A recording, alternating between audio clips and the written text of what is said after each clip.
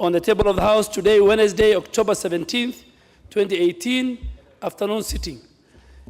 1. The National Government Budget Implementation Review Report for the financial year 2017-2018 from the Office of the Controller of Budget.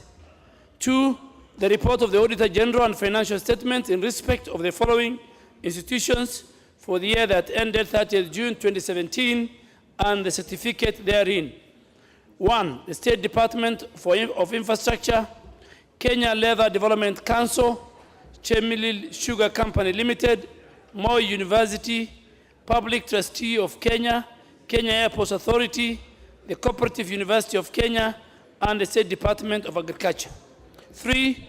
The report of the Auditor General and financial statements of the following institutions for the period that ended 30th September 2016 and the certificate therein.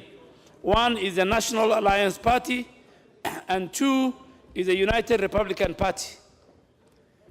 4, the report of the Auditor General and the financial statements of the United Republican Party for the year that ended 30th June 2016 and the certificate therein.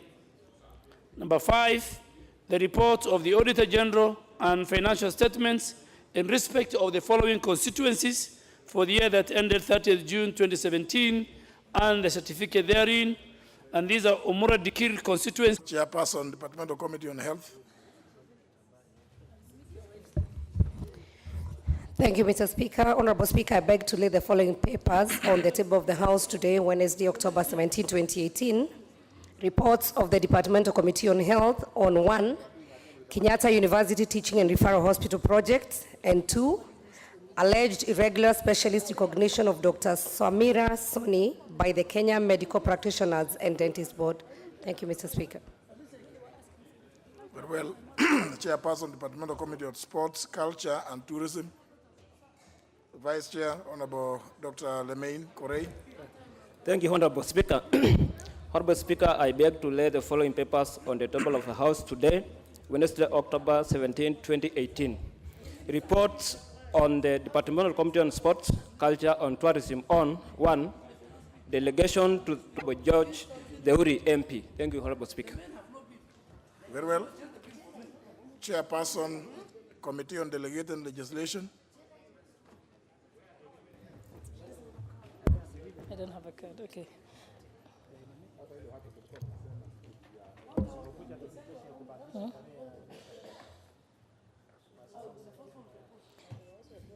Honorable Speaker, I beg to give notice of the following motion, that this House adopts the report of the Committee on Delegated Legislation on its consideration of the public.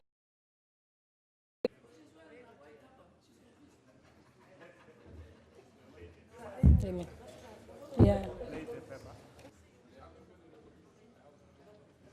The first part of that is ordered and expunged because the paper needs to be laid first.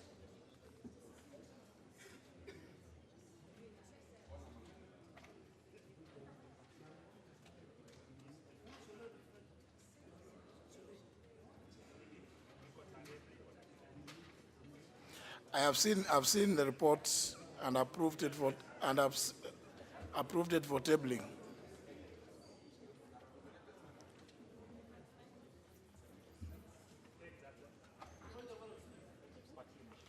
But there's nothing out of order.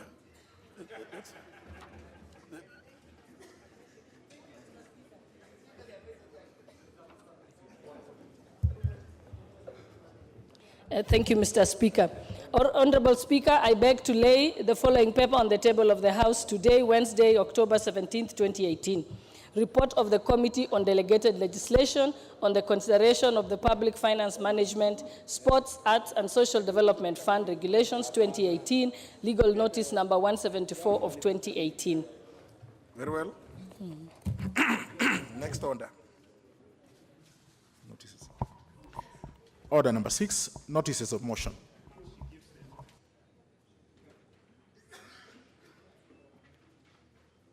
Honorable Shalai. No, Honorable Speaker, I beg to give notice of the following motion, that this House adopts the report of the Committee on Delegated Legislation on its consideration of the Public Finance Management, Sports, Arts and Social Development Fund Regulations 2018. Legal notice number 174 of 2018, laid on the table of the House on Wednesday, October 17, 2018, and pursuant to the provisions of Section 15(1) of the Statutory Instruments Act 2013, Standing Order 210-4B annuls in its entirety the said regulations. Very well, that's now proper. Honorable Sabina Chege.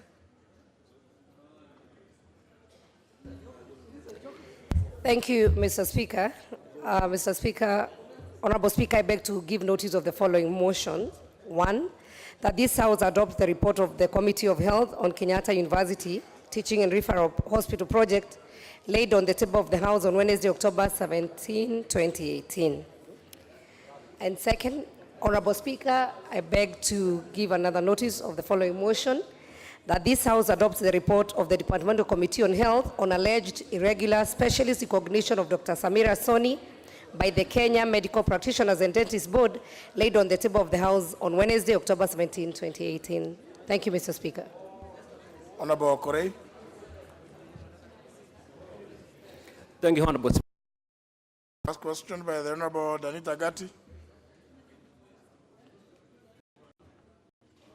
Question by Danita Gatti. Thank you very much, Honorable Speaker. Honorable Speaker, I wish to is an icon, what he emulated. In his time, Mr. Speaker, he to mourn with the family of Honorable Nyarangi Muturi, and state that, Mr. Speaker, this is one of members of parliament, former members of parliament, Mr. Speaker, who has been a good example to a lot of young people. He has stayed in business and has also stayed in politics, and in fact started his own political party, which the last time he ran a senatorial seat in, and meaning that he was an active politician, Mr. Speaker, up to his demise.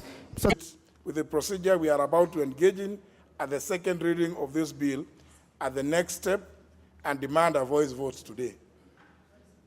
Honourable members, as provided for in the standing orders, which I need not reiterate, voting on a division is done either by electronic voting or roll call voting, and the procedures are well explained in standing orders 70 and 73 respectively.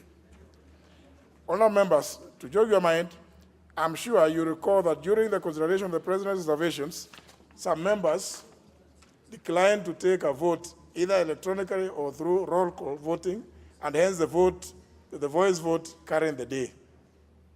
Consequently, honourable members, the process of voting for the President's observations is so distinct and different from the process of voting for bills to amend the Constitution, and the two should never even be compared. Since many members are going to engage in electronic voting for the first time today, may I therefore explain the process of electronic voting. The process has 2 steps. Honourable members, I wish to resume my seat to allow those ones who are making their way to come in. Please make your way in quickly. No, now the member for Ugunja wants to start moving.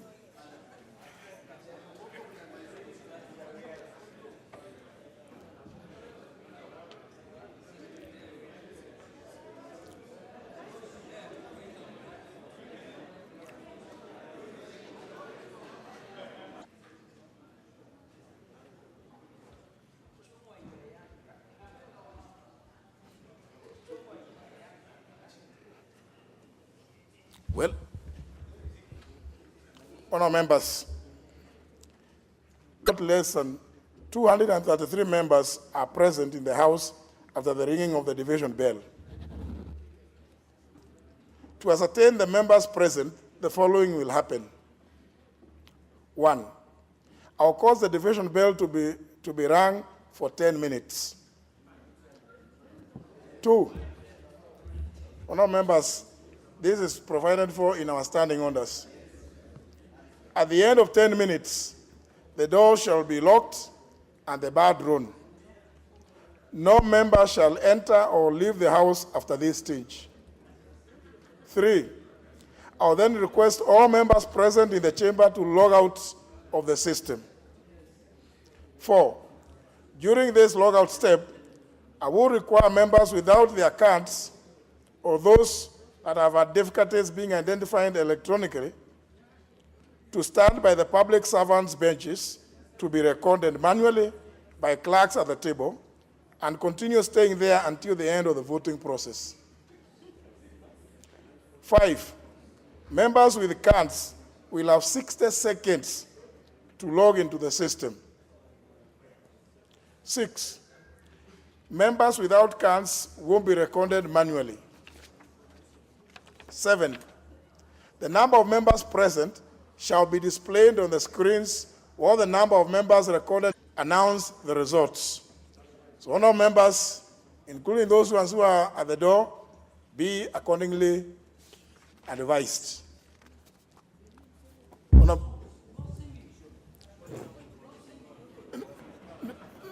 Now, you see, this is the problem, honor members. The member for South Mugirango is now again shouting point of information. Informing who? Please read your standing orders.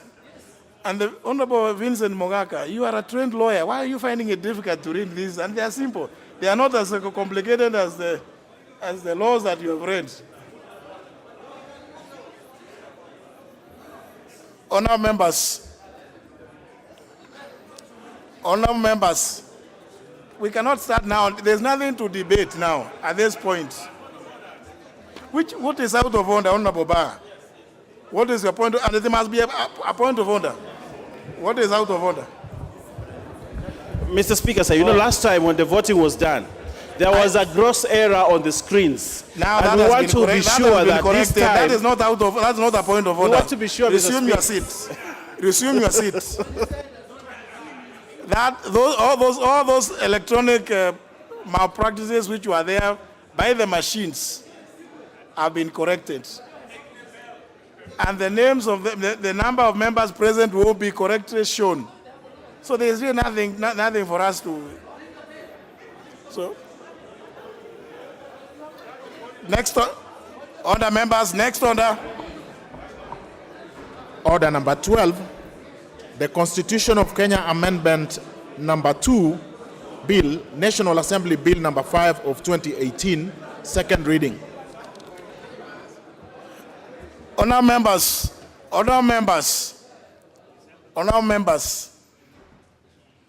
as already explained, we are in order number 12. And I therefore order that the Sergeant at Arms rings the division bell for 10 minutes.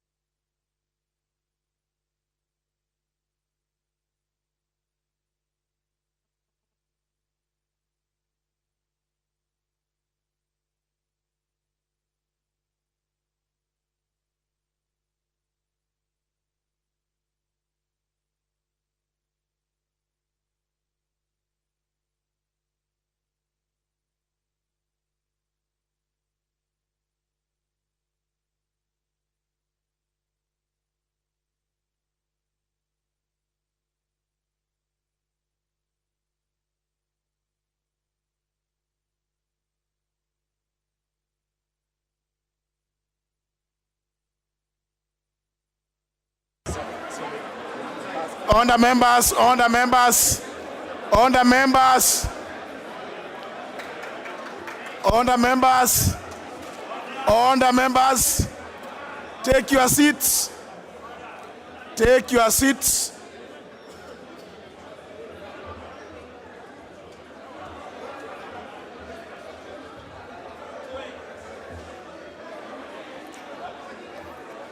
Honor members, take your seats, take your seats, take your seats.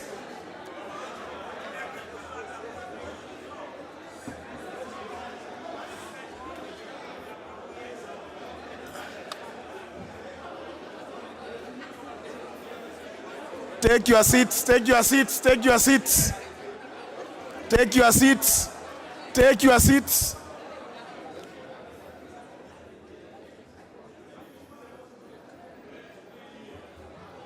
Take your seats, Honorable Rono, take your seat.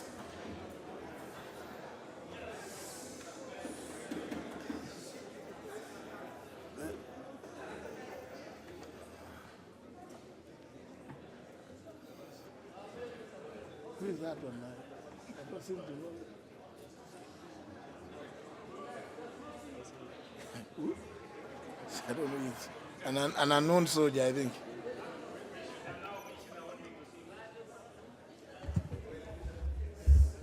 Honour members, I now direct that the doors be locked and the bars be drawn.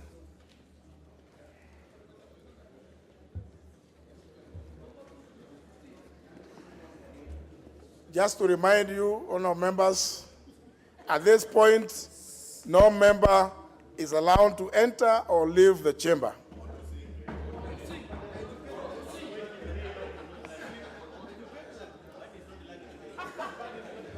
Honour members, I'll request all members to log out.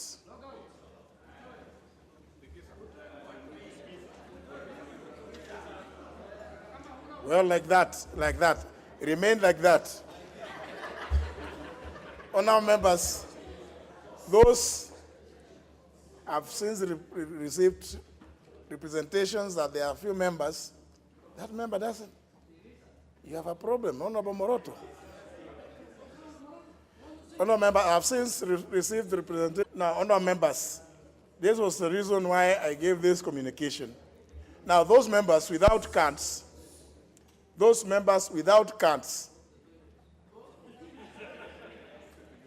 Now, honour members, those without cards, you are kindly requested to come to the public servants' benches.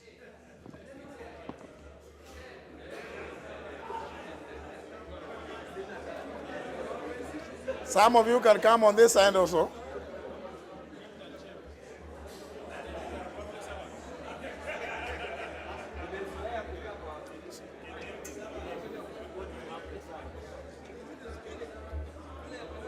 Either side, either on this side or the other side, there's no problem. Now just walk straight. No, stop. Now this one, that one. Are you without a card?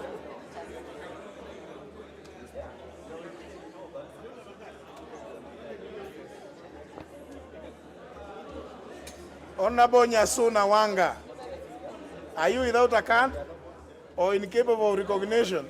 Maybe because of the white ribbon.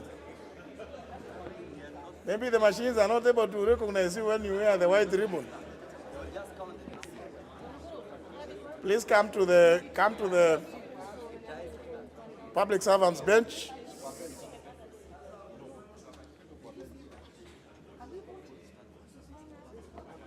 Yeah, this, first of all, now, honour members, this stage is merely first to ascertain how many members are present. All right? So those with cards, log in for purposes of knowing how many of you are present.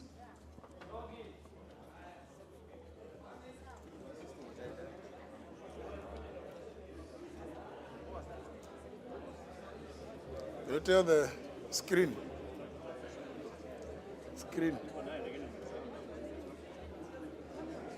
The screen people.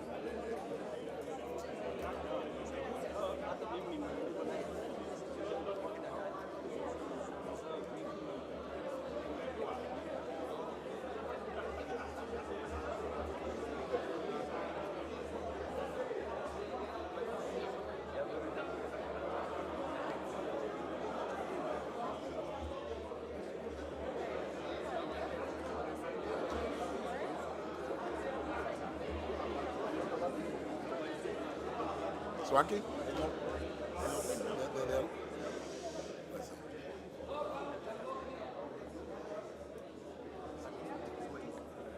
It's still counting. Yes, no, it's working.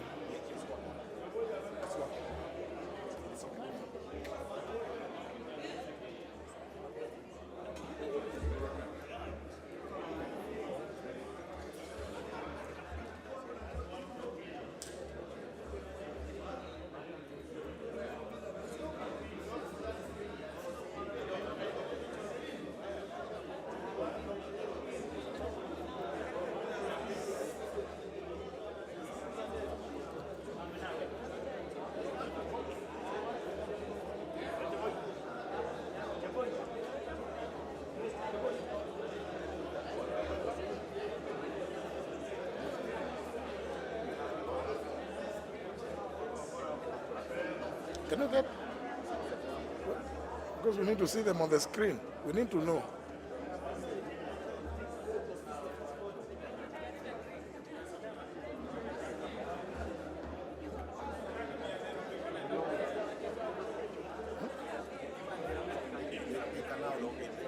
Huh? Log in for voting. For voting. But the members have already logged in.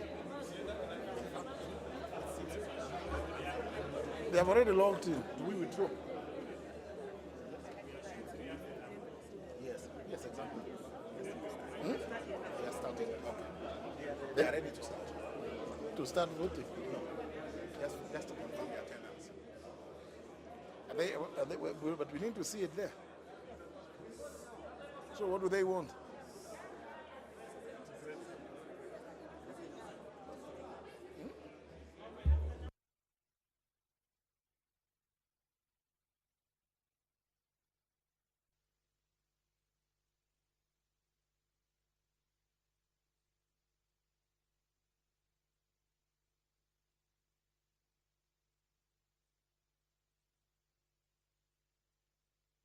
It should be coming. Mine has come.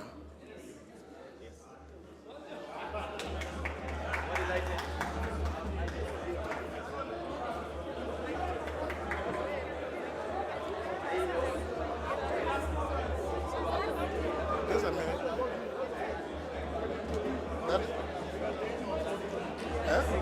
No, they are going. So we don't know.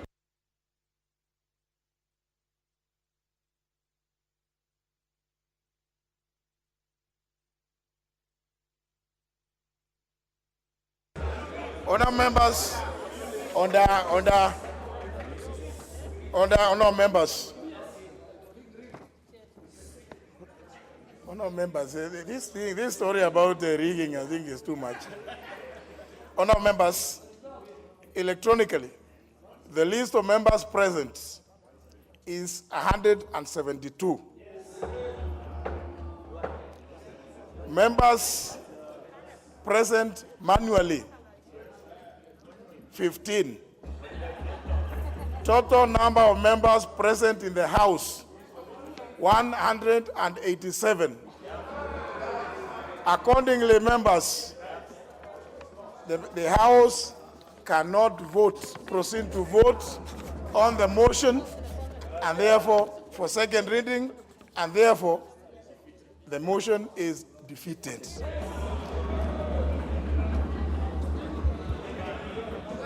So, honor members, the important point is, sometimes you may think that you are very many because you are moving up and down or dancing or singing, but you can see how few you are. Out of 349, only 187. Honor members, the motion is defeated. And that's all, that's the end of the matter. Very fine.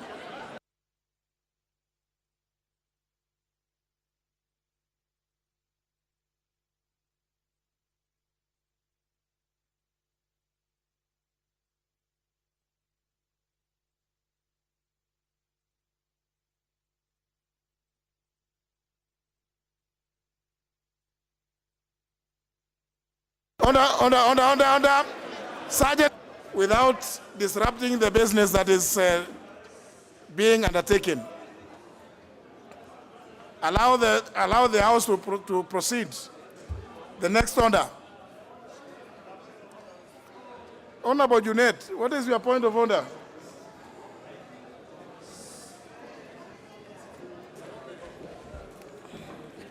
Yeah, thank you, Mr. Speaker. Mr. Speaker, first, I want to condole with my deputy for the devastating loss he has encountered today, Mr. Speaker.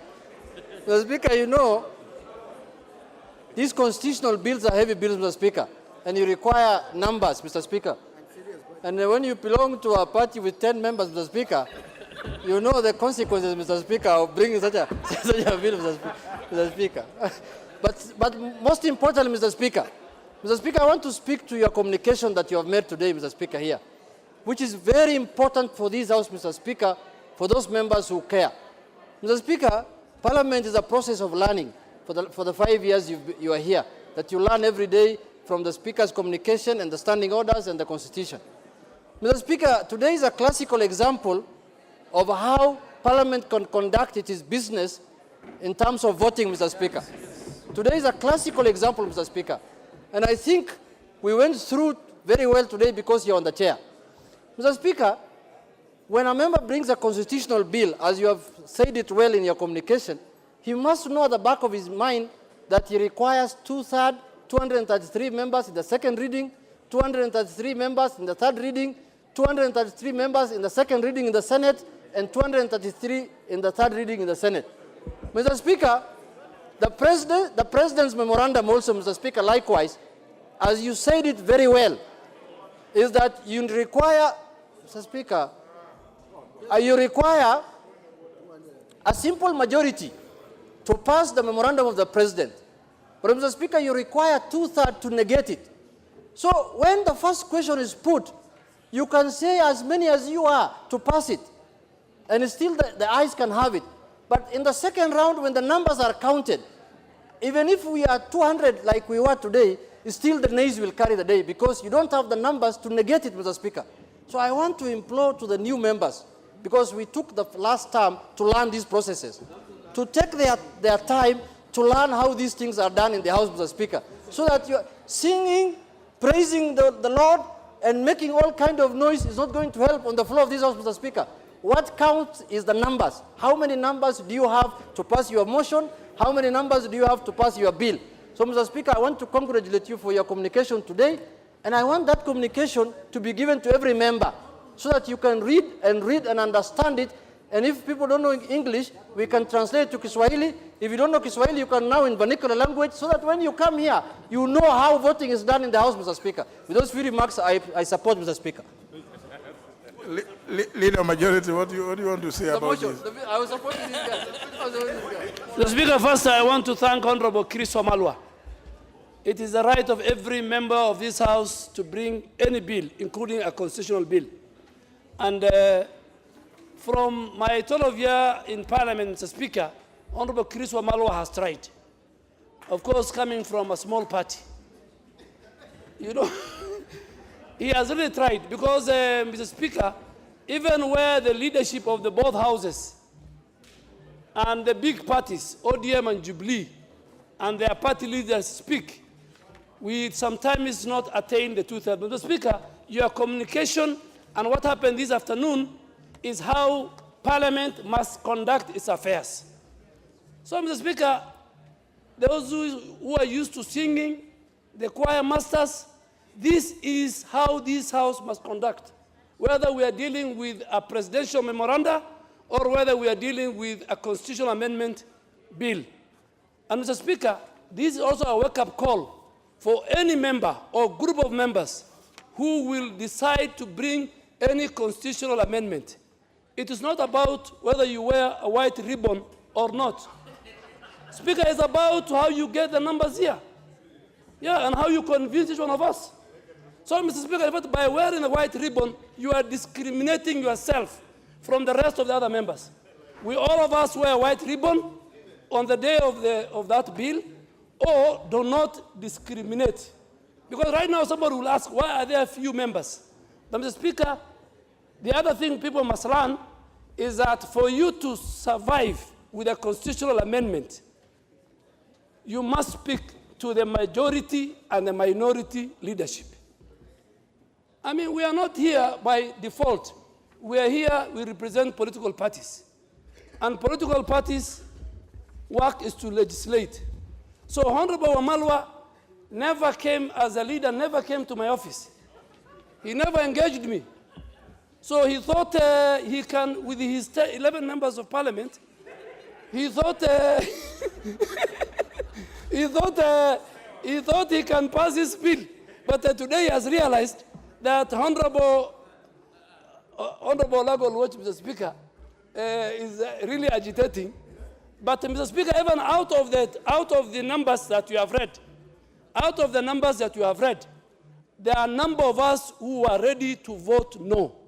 And the reason, Mr. Speaker, is in the 11th Parliament, when Honorable Ochieng brought this similar bill, that time we were a transitional parliament.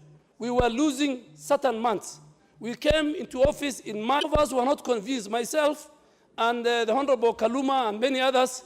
We were still, so Honorable Omalwa, you need to count among the 187, how many were no. Then you will know your share. Because you know, the 187 is not yours. There are a number of us who are ready to say no. So if you subtract the no's, then at the end of the day, as a good legislator, but you have tried, is good, and I'm sure other members are not intimidating anybody. Other members can try, but let's do more lobbying. And I think, Mr. Speaker, Honorable Wamalwa did not seize the chance. He should have used the standing orders to ask for a next day, which will be done within the next 4 sittings.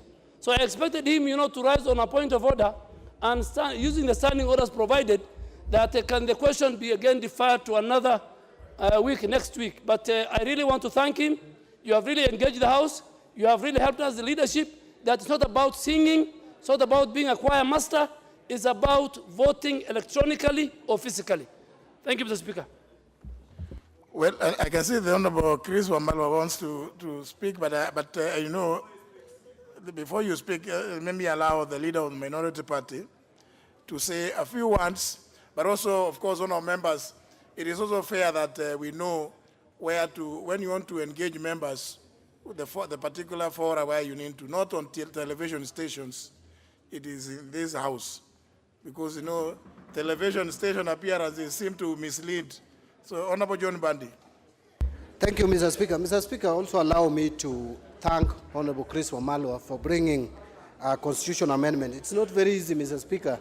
Those of us who have been here for a while, it's not easy even to bring a bill and have it even debated in this House. Many MPs have been even here for 3 terms and have not even managed to introduce one bill in Parliament, in the National Assembly. And I think Honorable Wamalwa has tried, even though he did not manage to get the numbers. And as the majority leader rightly put it, many of us, including myself, was going to vote against this bill, not because I don't like him, but because I didn't agree with the spirit of that constitutional amendment. However, Mr. Speaker, I wanted to quickly come to the defense of the lady members of Parliament who are wearing the white ribbons. Actually, as a matter of fact, I was given a white ribbon. I only left it in my office. And this is because I didn't want to come with it to Parliament, but I can walk out anywhere with it because I believe in the spirit with what your colleague is saying, but it is important just to listen. And Mr. Speaker, we'll beseech you, and I know you have done it, but continue doing it. Give us opportunity to express ourselves, those for and against. And it is wrong, really, if you don't agree with the position, to start heckling and shouting another. To me, I think we lost an opportunity. I think most of us have watched debates elsewhere in the world. When it comes to a budgetary matter, like we are going to supplementary budget just in a short while, really, the whole world, this country, we owe it to this country to express ourselves properly. Kenyans may agree with you, may disagree with you, but you should be allowed to put your position and explain why you are supporting the supplementary budget or not. If it is a finance bill, it's a major thing. Tax issues are very emotive. And we just need to allow members to ventilate so that even in future, someone can go through our Hansard and see what Honorable Dwale said, what Honorable Ngwenyi said, what Mbadi said, and the rest. Mr. Speaker, that is what I wanted to say. And in the spirit of reconciliation and carrying the House together, I think in future, let us allow each other to make their contribution. Thank you, Mr. Speaker. Absolutely. Honourable members, I don't think whether we need to really debate this. Member for Kikuyu, I'll give you 2 minutes. Thank you, Honourable Speaker. I really wanted to contribute before you give the Honourable Chris Wamalwa, just to persuade him in case he wants to ask for more time, to persuade him, because I was also among the 185, but one who was also not agreeing with this amendment, and I would have voted no. And principally because of the issues of Article 255 of the Constitution, in terms of issues that may require a referendum, should we need to extend, for instance, the term of the presidency.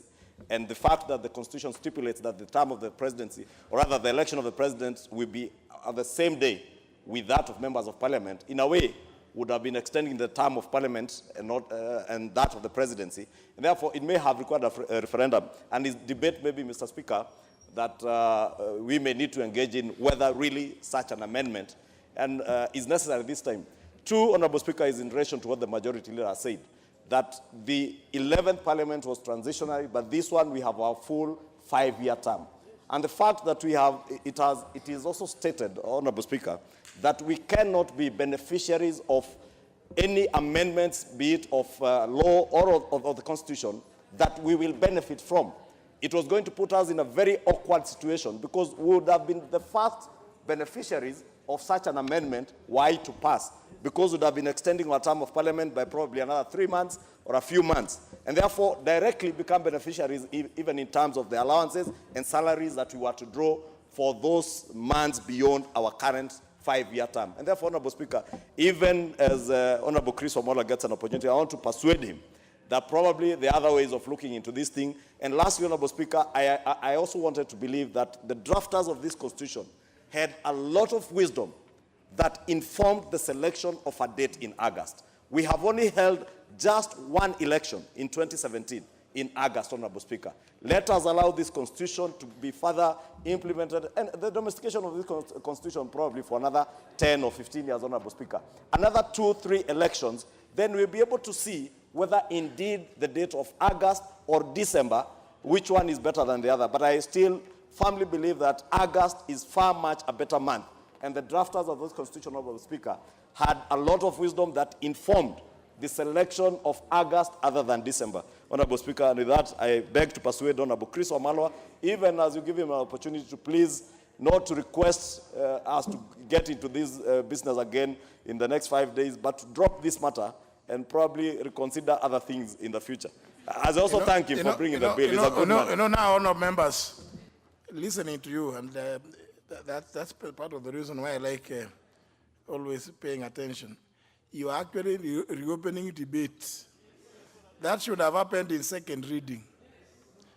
No, you cannot say no, no, no. When a member is talking about the difference between August and December, which was indeed part of the debate. I was listening to this debate in second reading. Some members who are opposed to us still arguing they were content with August. Those who are supporting were happy with the December. That is debate in second reading. And the motion, having failed, there should be no references to those ones. Indeed, what the Honorable Ishongma spoke about benefiting would obviously go against the provisions of Article 116 of the Constitution. So, again, that's a matter that should also have happened within second reading during debate. So, for now, really, there's no motion. You know, this is in Swahili what they call mazungumzo badala ya habari. Badala. Instead of, we should actually be in business, not this one. Now we are flogging a horse which is not just dead, buried. Even the Honorable Chris Wamalwa is out of sympathy that I want to allow him 2 minutes to say one or two things, then we proceed. We have nothing to discuss about this. No. Honorable members, there is nothing to discuss on this. But Honorable Wamalwa, having made some efforts, it's only fair that I give him 2 minutes to say something that, but allow him, encourage him to continue doing this in the House. Yes, this is not, it's not in vain, it's important. Thank you, Mr. Speaker. Mr. Speaker, I want to thank you for the leadership you provided. I want to quote the words of Martin Luther King Jr. And this is what he said, Mr. Speaker, that the ultimate measure of a leader is in decision-making. Decision-making not in terms of comfort and convenience, but in times of difficulty and challenge, like when this bill was on this floor of the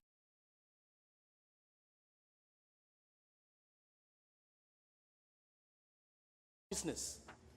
And the issue is, Mr. Speaker, when you are here, irrespective of the party that sponsored you, because I brought this bill, Mr. Speaker, as a private member. And Mr. Speaker, whatever we've done today, it is to show also a demonstration, because actually to raise the 2/3, it's not an easy task, Mr. Speaker. I've not been sleeping. I've worked extra hard, Mr. Speaker, and for me to have raised 187, I actually want to thank the honorable members, Mr. Speaker, who actually showed up today. It's not an easy task. And again, to bring such a bill, Mr. Speaker, it involves a lot of research. I've done a lot of research, Mr. Speaker. When we were doing this in the second reading, when I was trying to respond, I had to look at other comparative analysis of other jurisdictions. So, Mr. Speaker, you know I'm an active member when it comes to legislation. And this is not the end of everything, Mr. Speaker. And maybe it's the highest time that we should revisit that 2/3, Mr. Speaker. Because it seems it's impossible to raise these numbers, Mr. Speaker. Because many times when such bills have been coming on the floor of the House, and we should not discourage our lady colleagues here, because the 2/3 gender bill is supposed to come on this floor. Maybe it's the highest time we should revisit the Constitution, and maybe instead of the 2/3 majority, we see how we can reduce, because it's actually practically in line with the emerging situations so that we can be able to correct accordingly. So I want to thank every honorable member, and I have no doubt, Majority Leader, if you were to vote, I was sure I was going to get 95% of those who are present today. Thank you very much, and God bless you. Very well, honorable members. Of course, I had to allow the Honorable Wamalwa to make his appreciation, to appreciate those who turned up. Of course, he has said something very interesting again, that you need to revisit the requirement for 2/3, which would mean another 2/3. If you are to go through only the House, it will require another 2/3. But of course, remember, even to change any of the provisions in the Bill of Rights, you require 2/3. So the Honorable Wamalwa would be suggesting we revisit so that you require a lesser threshold to tamper with the Bill of Rights. So you can see, you can hear from the member for Suna North. Is it Suna North, I believe? both the Subas. You can see, already they are saying, if you reduced the requirements for 2/3, it means that even the Bill of Rights can be tampered with. Even to discuss about the territory of Kenya, the term of president, all those, they require 2/3. So it's good for the Yes. Thank you, Mr. Speaker, and thank you for indulging me. Mr. Speaker, I don't want to talk about, I'm talking about something different arising from the vote. Mr. Speaker, I was actually in a funeral service, so I've come late. I am not a person to shy away from anything, any vote of any nature. Honorable Wamalwa called me earlier, I was vehemently opposing him yesterday. When he called me earlier, he almost persuaded me. So I was coming to see which way, because I'm fairly ambivalent about the date. I don't care whether people vote in December or in August. So, Mr. Speaker, this is not one of those things that I'm very passionate about. But having said that, and I can't shy away, Mr. Speaker, it's regrettable that an honorable member, the age of my grandfather, threatens to beat me because I'm not in the House, Mr. Speaker. Honorable Mworoto is threatening to beat me outside as I'm getting in because I'm not in the House, Mr. Speaker. Out of respect for him, because of the age of my grandfather, I cannot fight with him, Mr. Speaker. So I want to tell Honorable Mworoto, I really respect you, and even if I don't respect you, I respect your age. I cannot fight with you because of that. But otherwise, I do not fear. I can take the bull by the horns. But it's the age of my grandfather. I can't fight with him, Mr. Speaker. I hope you are not, I hope Honorable Millie, that is not a complaint before the committee, to go to the Committee of Privileges. Is it, if it is, then we will expect that you lodge it properly. If the Honorable... But if you are saying it in jest, because I can see you are sitting not too far away from each other, I will allow you to continue with the jokes as the House proceeds with the rest of the business. Next order, please. Order number 13, the Supplementary Appropriation number 2 Bill, National Assembly Bill number 23 of 2018, second reading. Honorable Ishongwa.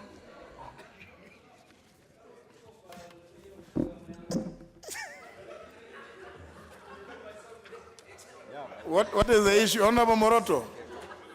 Now, what is your problem? Honorable members, if it is a genuine complaint, let it be forwarded to the relevant committee, which is the powers and privileges. Honorable Ishongwa, proceed. Thank you, Honorable Speaker.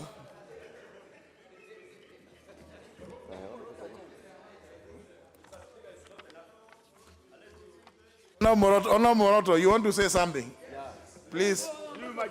Since you've been mentioned, just say what you want to say. 1 minute. Mr. Speaker, I've been in this house for a long time. I know even the procedures of this house. When we are competing, when there is anything, be it those for yes or no, we always do it amicably. But there's no threat that one can give.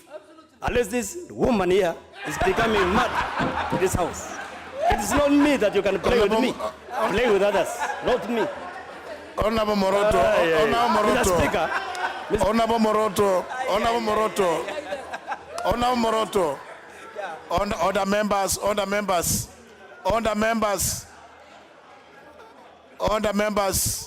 order members.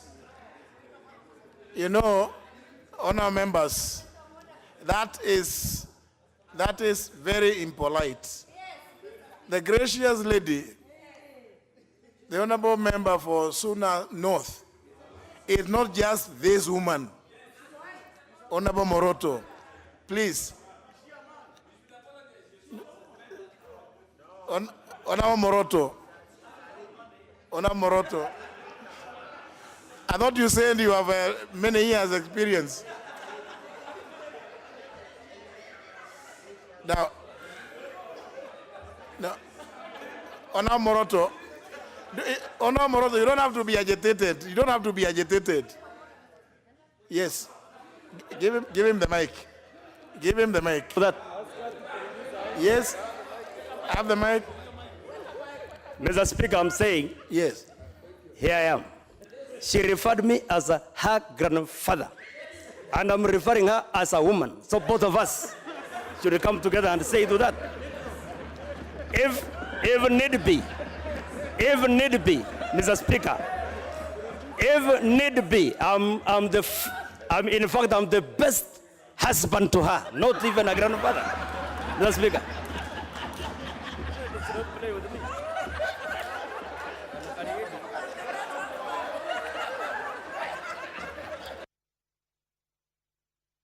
Now, no, members. Well, no, members. It looks like the member for Kapenguria and the member for Suna North, Suba South, Suba North. No. Now, the Honorable, since they appear to be, they are quite friendly, apparently.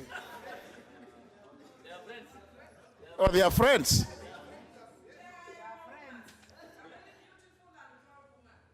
Very well. So now the other members who are trying to claim that want to rise on a point of order. No,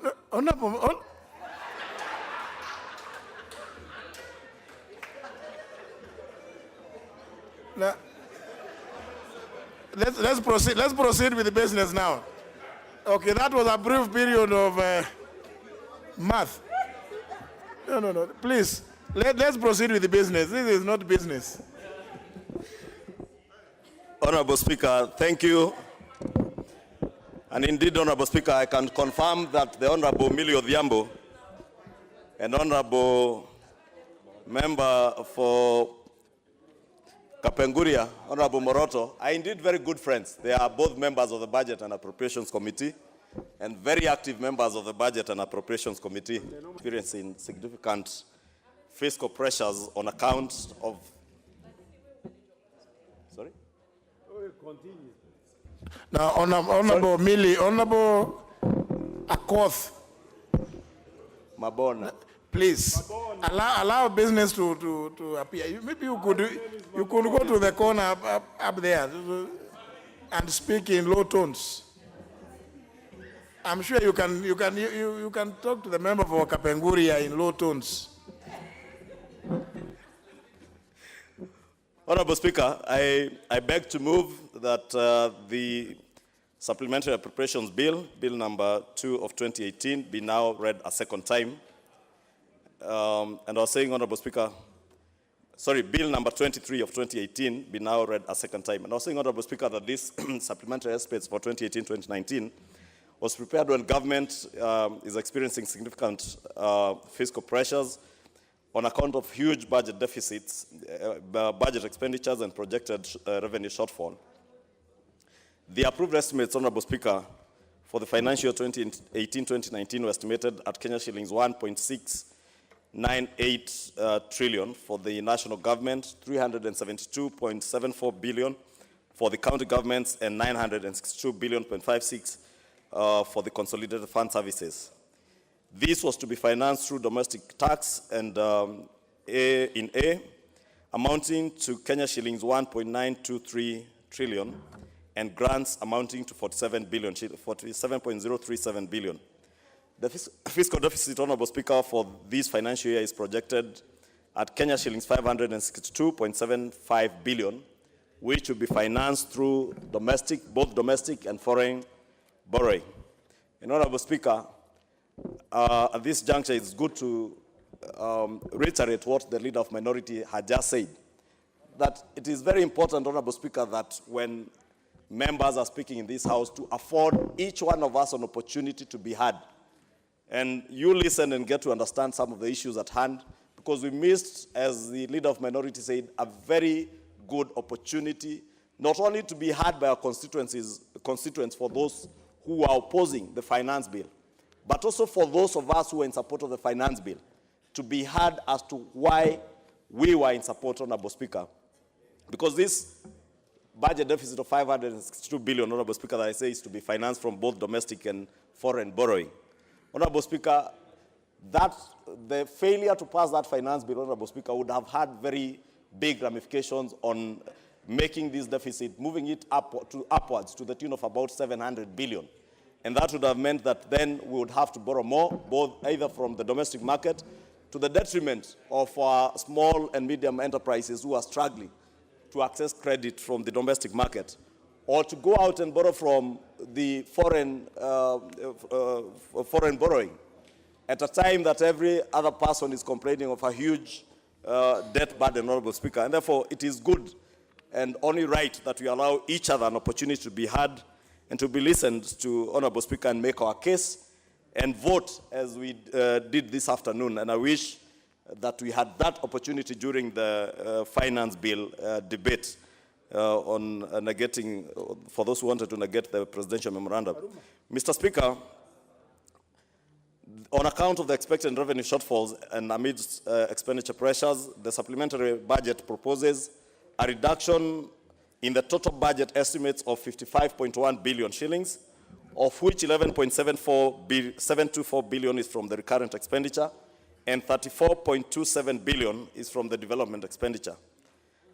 Under the new changes, the recurrent budget constitutes 62.27% of the ministerial expenditure, and development budget comprises 37.72% of ministerial expenditure. Therefore, Honorable Speaker, it is good to note that at least the National Treasury has endeavored to at least maintain well above the 30% threshold on development expenditure. But it's also important, Honorable Speaker, to note that in the first quarter, and we are now almost into the first half of the second quarter, a lot of ministries, departments, and agencies of government were yet to receive their development expenditure, and therefore the exchequer releases that were very slow or none in many of our ministries, departments, and agencies, Honorable Speaker, affects how this 37.72% of our budget that is going to development expenditure will be expended throughout the year because of the slow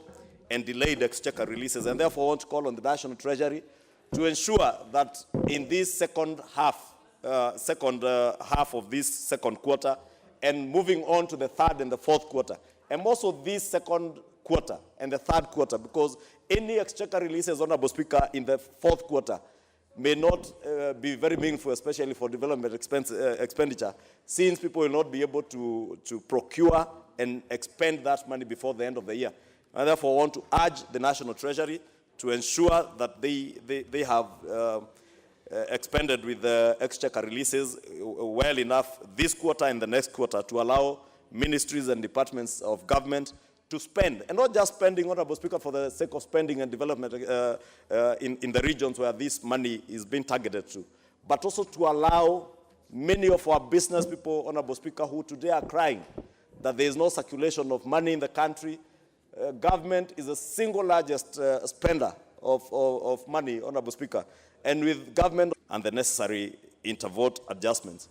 Honorable Speaker, in the process of considering the Supplementary Appropriations Bill number 2, 2018, the National Treasury submitted further changes that have taken into account the revised Executive Order of June 2018, which resulted in reorganization of government functions.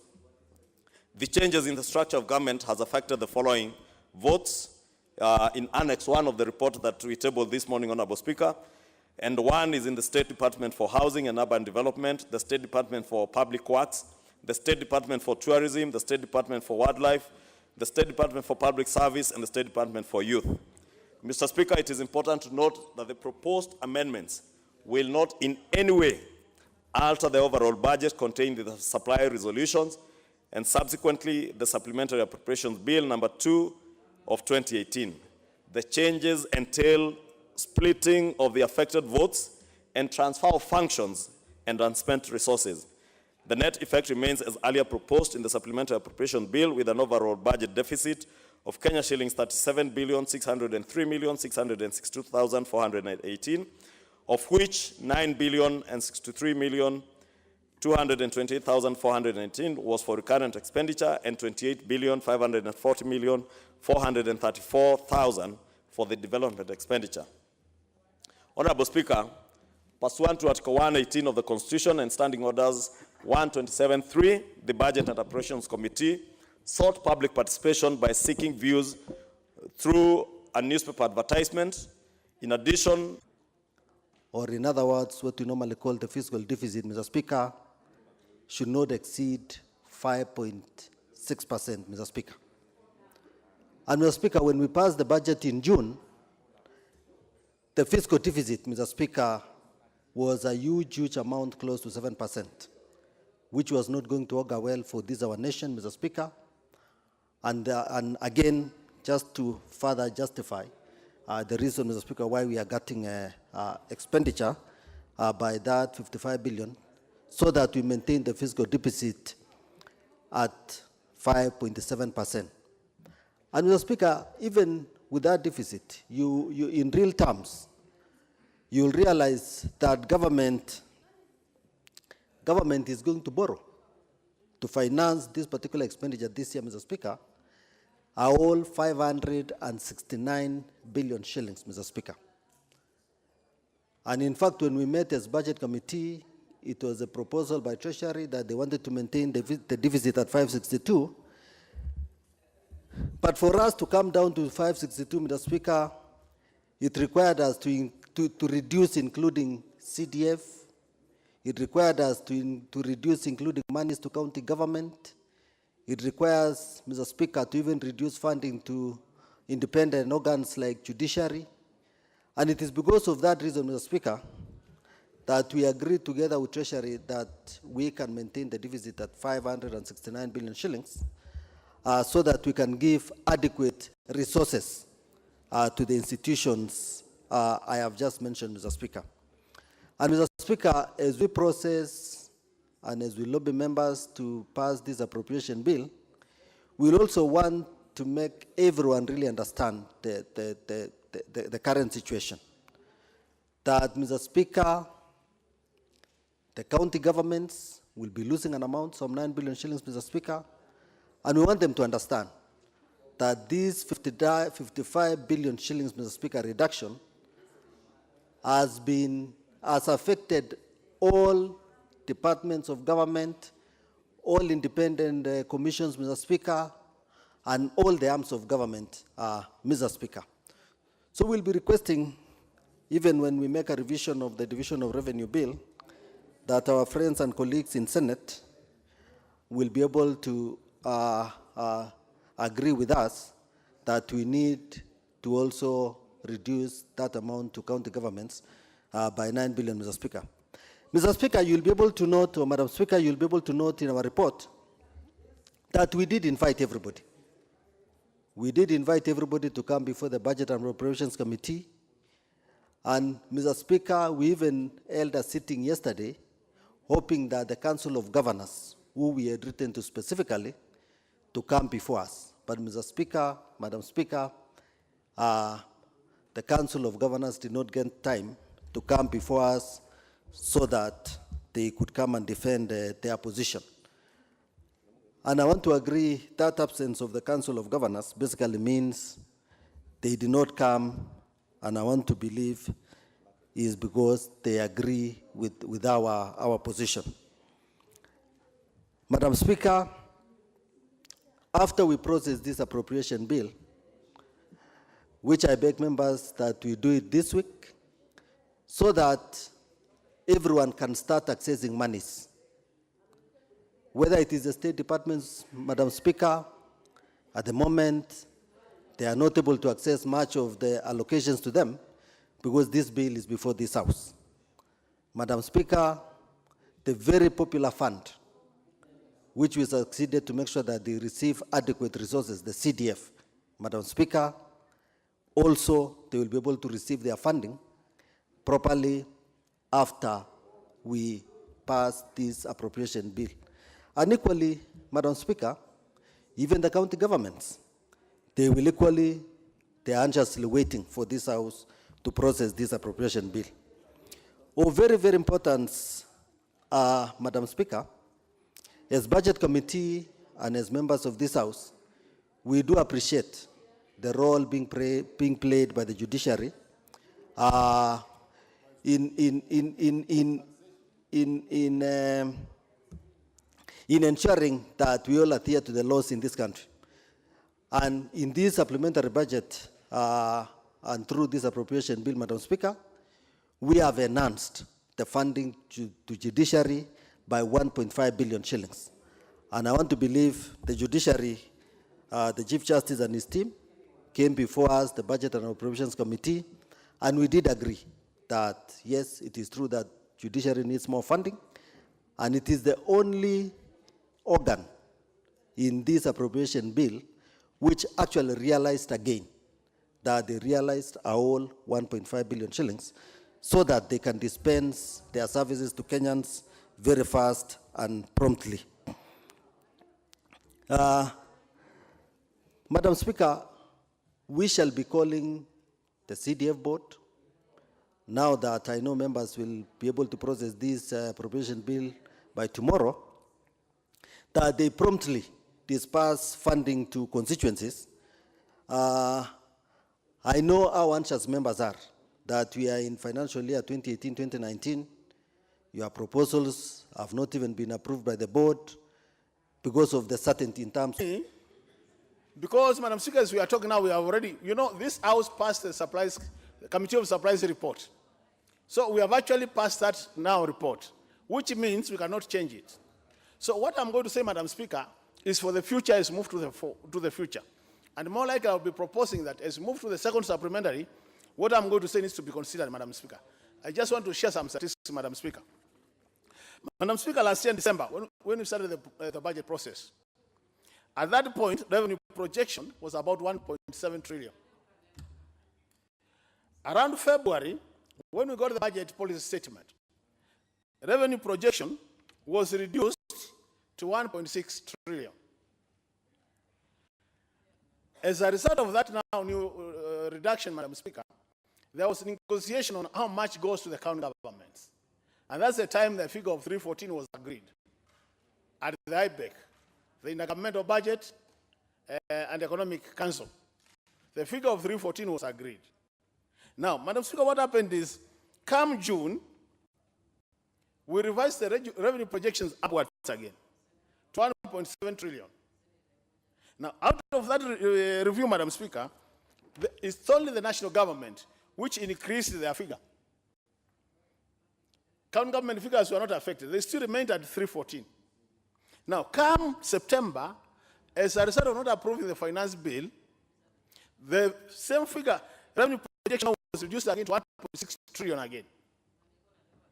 Which means, Madam Speaker, the revenue projection which was used to allocate 314 billion to the county government is the same figure which now we are working with. So in reality, we don't have a justification to reduce the money for county governments, and more so, the equitable share, Madam Chair. What am I saying? I'm saying, Madam Chair, if we are fair, and the law states very clearly, that where we fall short of revenue in terms of collection, it is the national government to take that shortfall so that you don't interfere with the money for the county government. But now we have reduced 9 billion. So my appeal is, as we move to the future, Madam Speaker, Madam Chair, Madam Speaker, when we are now doing the second supplementary budget, it is important, Madam Speaker, that the county governments are given back the 9 billion. Why am I saying that? When you do the analysis, Madam Speaker, last financial year, the county governments were given 302 billion. With this financial year, once you reduce the 9 billion, they will be getting 305 billion. An addition of only 3 billion, translating to 1% of the change of revenue, which is about 310 billion. So, Madam Chair, this is an area where we really need to help the counties so that the national government does not take advantage of the arrangement and punish the counties. The other thing, Madam Speaker, is when you look at the conditional grants which have been sent to the counties by the national government, they amount to a lot of money. And my feeling, my proposal would be, in a situation where we want to touch the county government allocation, because the conditional grants are national government allocations, they should then target, and the county government allocation of 314 billion remains intact. And I'm sure if the governors came to us, that's what I've pushed for, and that's what the CRI is pushing for. And I think really we need to support them when the second supplementary budget comes to this House. With those remarks, I support. Honorable Makali, I actually almost, I wanted to add you more minutes, if you are ready, because of the kind of debate and discussions from informative points, and you're through with your, yeah, simply because of those statistics, and of course from the information point, and for the members to be able to debate from an informed point of view. Again, Honorable Makali is a member of the committee chaired by the Honorable Ichungwa, the economist in the House. You don't have. Like the chairman said, our indebtedness, especially foreign indebtedness, is gone so high that we actually may end up enslaving this country to some other countries. And I would not want to participate in enslaving my own country to those other countries. The money, the allocations given to the Ministry of Transport and Infrastructure, especially on roads. From my calculation, the counties have been given 23%. That's 80% above the minimum requirement by the Constitution, when in fact, CDF has been reduced. I would have been concerned, and the CDF is the only fund that goes up to Wanchiko, that goes up to Anyango, that goes to the grassroots, actually, beyond what the counties do. And also, I believe that maybe this parliament may have to come up with some registration or regulation to demand that the counties, that the revenues raised by the counties in their own counties should be accounted for, and that whatever is going to be allocated from the national government, over and above 15%, should be begged as to how that county has realized or has mobilized resources within that county, and how the resources have been applied. Because, Madam Speaker, you go to most counties, they have been being allocated funds in the last 5 or 6 years, but you cannot see those funds for development, what has been developed. Take, for example, water. Where I come from, my county, we have got a water problem. We have got plenty of water, but it's so highly polluted, and it's causing a lot of waterborne diseases. And the county has been being given in the last 5 years so much money, but you cannot see any successful water projects to address that issue of waterborne diseases. Take, for example, health. They are given so much money, and yet our people in most counties, they can't get proper effective health facilities. So our people suffer.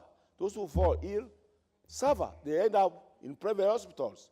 Take, for example, the Kisii County where I come from. We have got only one River hospital. There's no another major hospital in the county serving a population of about 2 million people.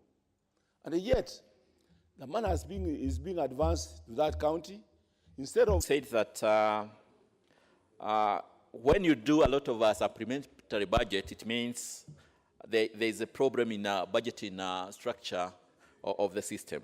Madam Speaker, I think we need to do a budget that is based on a master plan that is a bit fixed so that we can see the progression of the budget.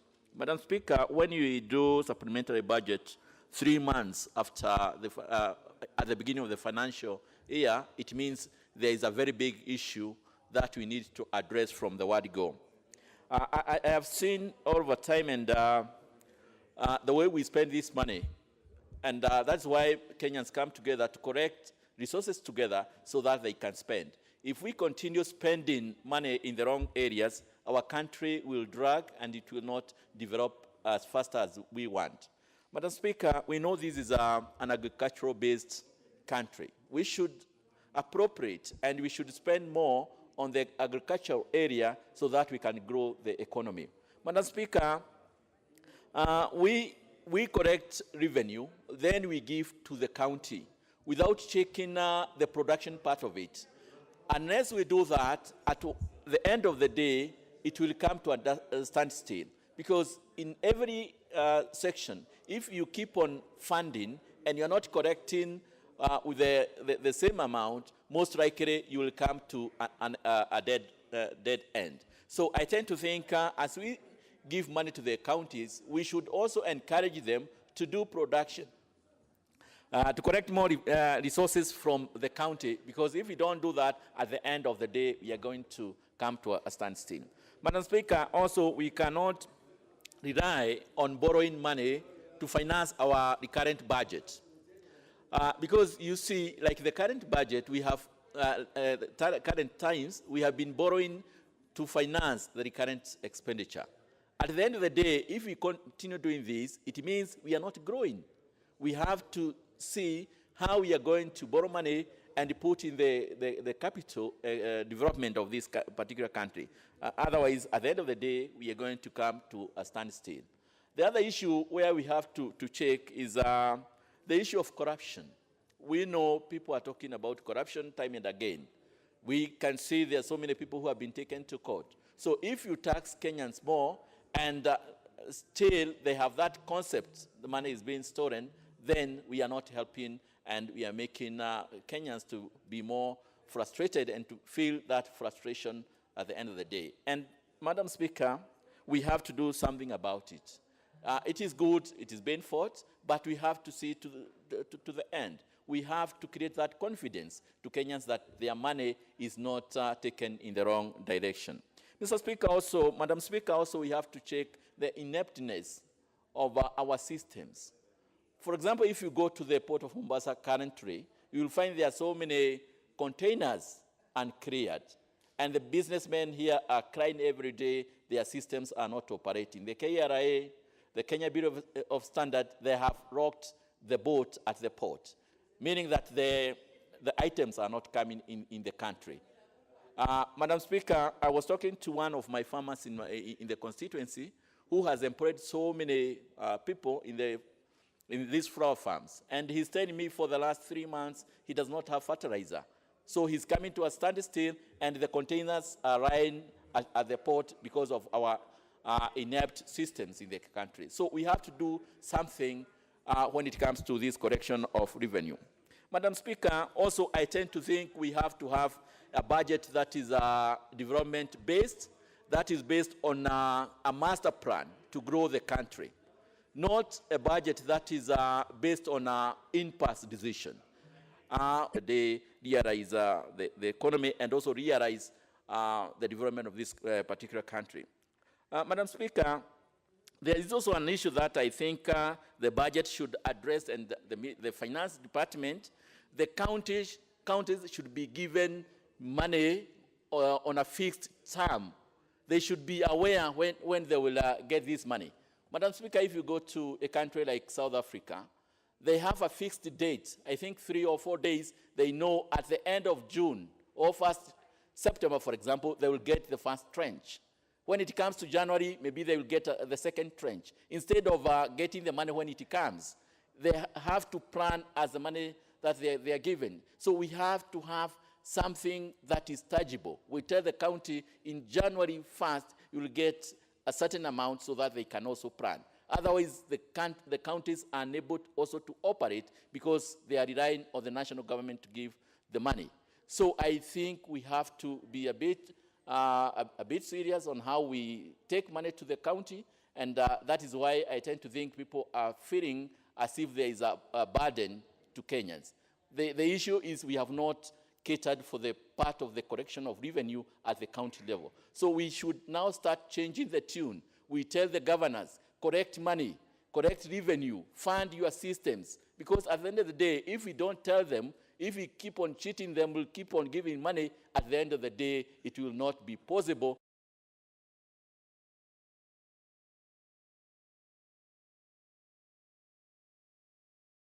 Able, for example, to finance the debt that is coming.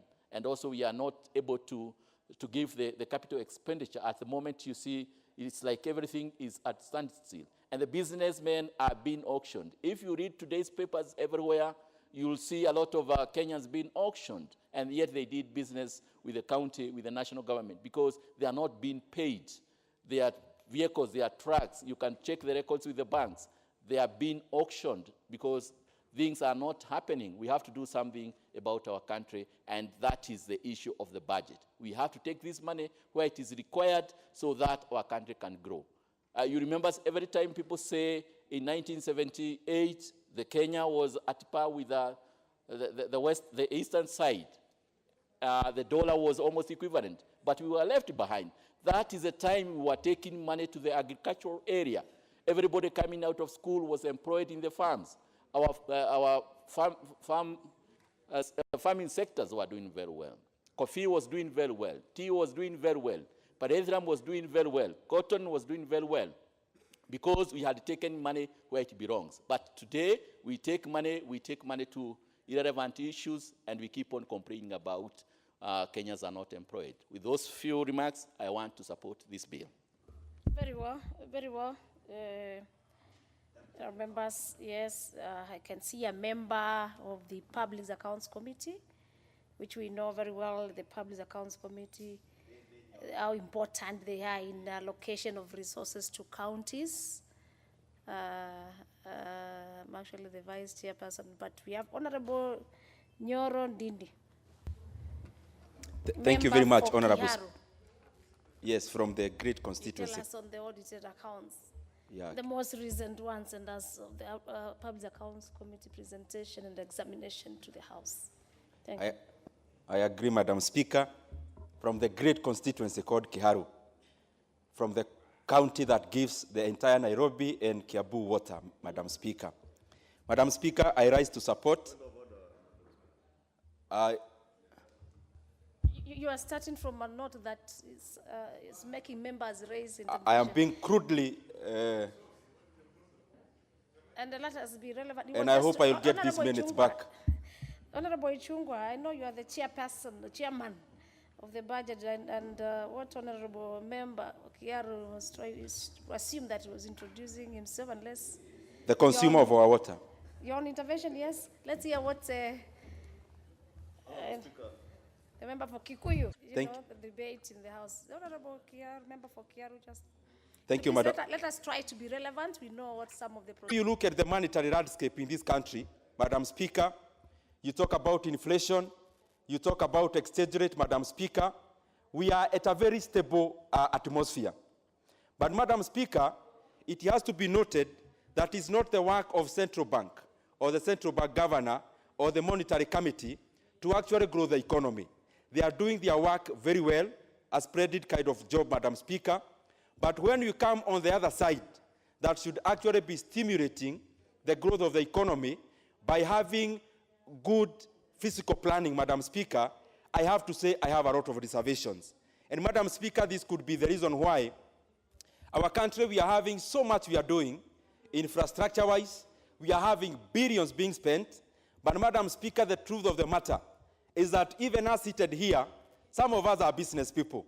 And our pockets, Madam Speaker, just like the pockets of so many other business people in this country, Madam Speaker, they are dry. Madam Speaker, that shows that there are gaps when it comes to treasury and planning and advising the government in the matters of fiscal policy. But Madam Speaker, even going to the report itself, I have gone through the entire budget, even beyond the supplementary budget. And it is now common knowledge in Kenya that we are borrowing so much, Madam Speaker. And by the way, I have no problem with borrowing, because some of the biggest economies in the world, Madam Speaker, borrow. Even the United States of America, actually the debt to GDP ratio of USA, being at around 107%, is much higher than ours, which is around 57%. A country like Japan, Madam Speaker, has a debt to GDP ratio of over 240%. Even the UK, even Russia, and such other countries, Madam Speaker, most of them are beyond us insofar as debt to GDP is concerned. But Madam Speaker, the departure point between those economies and ours is, number one, about cost. Japan is at 240, but at what cost? They have overborrowed in comparative to Kenya, but at what cost, Madam Speaker? The rate in Japan is barely above 0%, Madam Speaker. If you compare the CBR rate, the Fed rate, in the USA, even after having been raised 5 times in the Trump administration alone, that rate, Madam Speaker, is apparently around 2.5%, comparatively to ours, which is around 9%, Madam Speaker. And therefore, the issue of cost of borrowing, Madam Speaker, is an issue that we need to keep checking on even when we borrow, Madam Speaker. But number two, on the issue of borrowing, is on how we spend this money that we borrow. Madam Speaker, there is no way as a country that you can borrow money, you can tabulate everything that we have. And actually, when you go to the correction, even before I come to borrowing, the amount of money that we collect from KRI, Madam Speaker, it's around roughly 1.5 trillion, Madam Speaker. If you give money to devolution, you give money to our salaries, Madam Speaker, only below 100 billion, Madam Speaker, is left for development. And therefore, Madam Speaker, that means a lot of the money that we put into infrastructural and developmental issues is actually borrowed money, Madam Speaker. Madam Speaker, if you look at financial year around 2012-2013, KRI was collecting around half of the money that you are collecting now. Therefore, Madam Speaker, what I'm trying to say, even when it comes to spending government money, there are gaps. Because around the same time, when we are collecting around 700 to 800 billion in 2012-2013, Madam Speaker, our wage bill as a country was around 270 billion. Currently, we are approaching 400 billion without even adding the cost of maintaining these salaried officers in their offices. But Madam Speaker, moving on swiftly from there, one of the issues that I have to, and I grapple with as a member of parliament, the national cake that we bake, Madam Speaker, when we collect money, especially through KRA. And this is a point I was to give yesterday, but time was short. Some of the people who contribute most to baking this national cake, Madam Speaker, and I'm speaking about the people in Nairobi County, and the people around Nairobi County, like my county, Murang'a, Kiambu, Nyeri, Kajiado, and others, Madam Speaker, that have got high density of population. Madam Speaker, sometimes we feel that the way that we apportion this national cake is unfair to us, Madam Speaker. Because this country, it is people who vote. It is people we represent here in this parliament. We don't represent kilometers. But when it comes to dividing this national cake, Madam Speaker, as a member of parliament from Keharu, Murang'a County with registered voters of over 500,000, Madam Speaker, comparative to a county like Migori that just had a by-election, Madam Speaker, with 300 or so registered voters in Migori.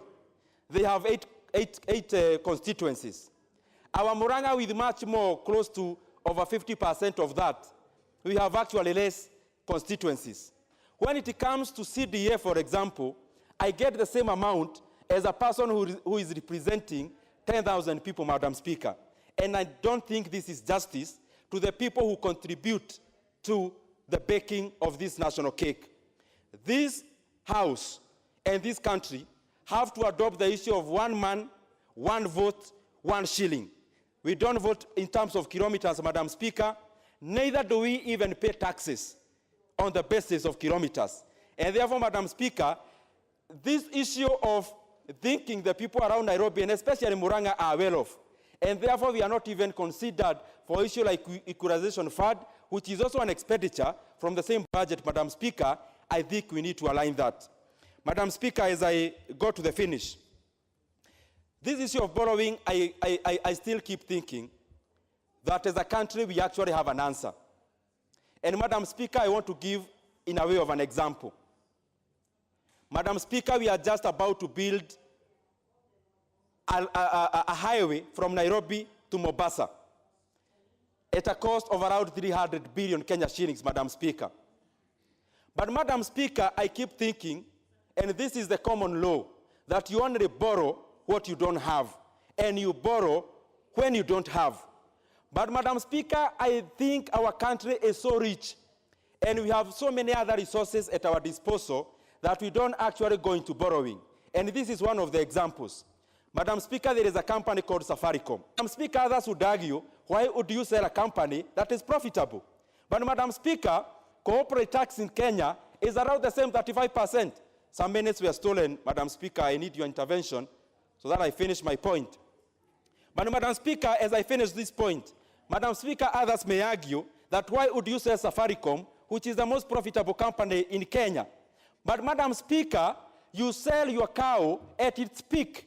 And again, Madam Speaker, with corporate tax of 30%, the government already have stakes in every company in this country, because after... Madam Speaker, some of my ministry are...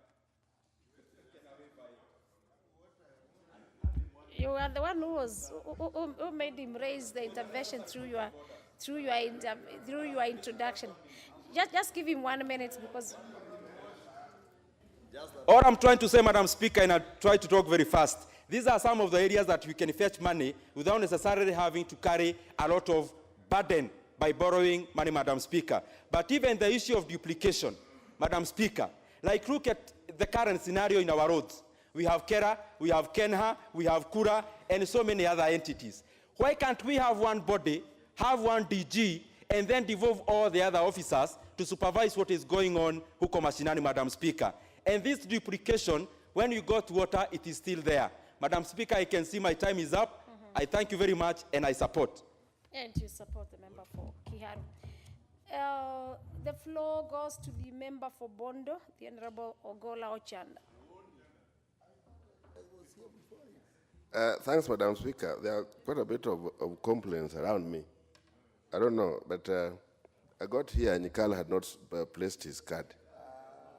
I'm aware, so I was really ahead of him. He doesn't need to complain. Member, Thanks, Madam Speaker. To me. Can you just go to the debate? Yes. No, he was trying to distract me. Madam Speaker, what I want to say is I'd like to support the bill, number one, based on the kind of the procedures that are before us, that before we do this, certain things will not happen. I think that's necessary for the country to move on. But the other one that I wanted to bring around is there are these issues of having these supplementary budgets or appropriations too close when we have just done the main one. I think this is something that needs to be observed in a very serious manner. But while we do this, one thing that I want to believe that my chair, as a chair of the committee of budget, would have brought out was the whole issue of the kind of difficulties we are getting from particularly the departmental committees. The energies that the departmental committees put in terms of issues of budget, if it were enhanced, I want to believe some of these things that we are experiencing now would have not really been there. A good example is this thing of the money that's going to judiciary. When we did the main budget and we cleared it out, you realize that judiciary was left with almost no money. And yet they had listed very many other things that they were supposed to be doing. They did this maybe with the committee and all that. But now when the head of judiciary appeared before the committee, and I thought that was really a moment to behold, that now he was coming himself to present that no, he's unable to move as the head of judiciary. I think there was something that really was not right. And this is something that maybe the departmental committee might have needed to have seen a little bit earlier. That aside, Madam Speaker, the next thing that I think is important is the whole issue of deficit. When we are talking about the amounts of deficit that we are realizing in our budgets now, they are huge. But trying to connect this with the issues of borrowing, we have a big problem. We really have a very big problem because we are conscripting the sectors, particularly the production sector, where we need to be targeting for purpose of generating revenue. If you look at this, when we borrow, like at the moment, domestic levels of borrowing, the accumulated debt stock, the domestic side, is so huge to an extent that the main player is the government. So many other sectors of the economy are not playing in terms of borrowing from the local banks. So the main borrower is the government. And if it goes on like this, either it remains expensive on one hand, or on the other hand, it becomes so difficult for banks to really lend to small business people, to lend to small farmers here and there for purposes of doing production. Yet the government in itself does not produce. So we are conscripting the real production sector from, we are denying them the chance of getting money which they can be using, which we can end up turning to for purpose of generating revenue. So you see, I think this is exactly where we have a big problem with the deficit. I have no problem with the issues of, for example, of offshore borrowing, because many times they are cheaper and long-term and stuff like that. But when we are borrowing locally, I think there's a very big problem. The other bit is exactly where we are trying to borrow for purpose of infrastructure, in the schemes of building and operating and handing over. Apparently, some of them have changed from that kind of a policy to where they are loans. Instead, because I've not seen some of the infrastructural programs or activities that were listed for purposes of somebody given the work, they do it, they operate and generate their money from that kind of, like on Thika Road. I think it's Kenha doing the work. So in the end, this turns out that it is us who are to pay. It was money that they needed to have gotten from operating the works that they had done. I think there's a big problem there. The issue that was raised, I think, by Jimmy Angwene, the chair might have brought this out, I think, in the last week or the other time, that roads have a way of how they are taken care of this time around. So the monies that initially were in the budget that were removed, there's a way that now what we call the percentages, the 22%, the volume or the value of the 22% this time around, we were promised, and it's very clear that it's going to be enhanced. So the idea that some of the roads lost money, I think is really not there. And maybe, Chair, maybe when you are responding, you might want to bring this in a proper manner. CDF, again, like people have been saying, and I think this is very clear, that when Treasury is trying or bringing proposals, it's important that they really subject themselves to the kind of legal requirements that are supposed to be in place. What saved CDF, what saved the 3 billion that got back to CDF, as some of the members may not know, is that the value that was being proposed was lower than the 2.5%. So when we did a quick math with the Treasury, we realized that we were losing the 3 billion. And that's exactly how 3 billion was reinstituted back. And as at now, what we have is the legal basis that CDF must get the 2.5%. And that's how 3 billion was reinstated. And in the process of trying to balance things, we can't say we lost 3 billion. The whole idea is that 3 billion was now available for other things that particularly that were more needy and more demanding than where it was initially placed. The last thing that I want to say, Madam Speaker, is the whole issue of where we place our like the Agenda 4 in relation to how we place money. I think there's a big problem, a real big problem, and I try to bring it back again back to the departmental committees. But moving forward, I think our departmental committees needs to do much more than what we are seeing this time around. That real issues that are agendas of concern to the country end up with no money, or with very little money, yet they are the main center of focus that is supposed to be regenerating our economy. So, with Madam Speaker, I beg to support I beg to support the bill. Thank you, and I understand you're also a member of the committee. Honourable members, we know this, the Supplementary Appropriation Bill has been initiated from the Budget and Appropriation Committee. Allow me give now the consumers, this asset owners, as of course it has been placed before us, and as an asset to the House. The Honourable Wanyonyi Kevin, member for Kwanza. Yes, he's not a member of the committee. Let's hear from him now. I want to make my remarks very seriously, Madam Speaker. Very seriously? Very seriously indeed, because we are where we are today, and the chairman, please bear with me.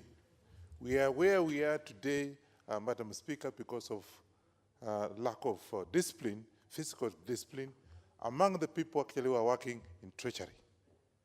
That's how the problem is. And be able to organize the functions of the government to be able to pay that. Today, we are talking about 6 trillion shillings that is out there, maybe coming to 7 trillion shillings. And therefore, Madam Speaker, I'm at pains as a Kenyan. And no wonder, if you saw the presentation of the chairman, he was saying that when they even went out there publicly to ask for the memoranda from the public, nobody cares to come. That's what he said. Why? People are tired. People are not seeing where we are going. This is second quarter of the year, and yet we already have deficit of 559 billion Kenya shilling. No wonder when they asked for the people to come and give their views Nobody even bothered. I wouldn't have done it because it would be useless. And therefore, I think we should have fiscal discipline in the people that we have actually put in place for this country to be able to move forward. And so I just want to find out, and of course, when the chairman will be replying, I want to tell us, we have people who have put money outside there. So how far have we gone with the recovery of the people who have stolen Kenyan money and staged out there? Many, many people have done it. We've had, what is status today? Chair, I think I'll beg you, because you are a link within this workers' house and the treasury. Where is that money today? We've had cases, people being taken to court, and that's it. And the other day I was reading in the paper that one Kenyan has money out there, so much money that will be able to meet this deficit that you are talking about.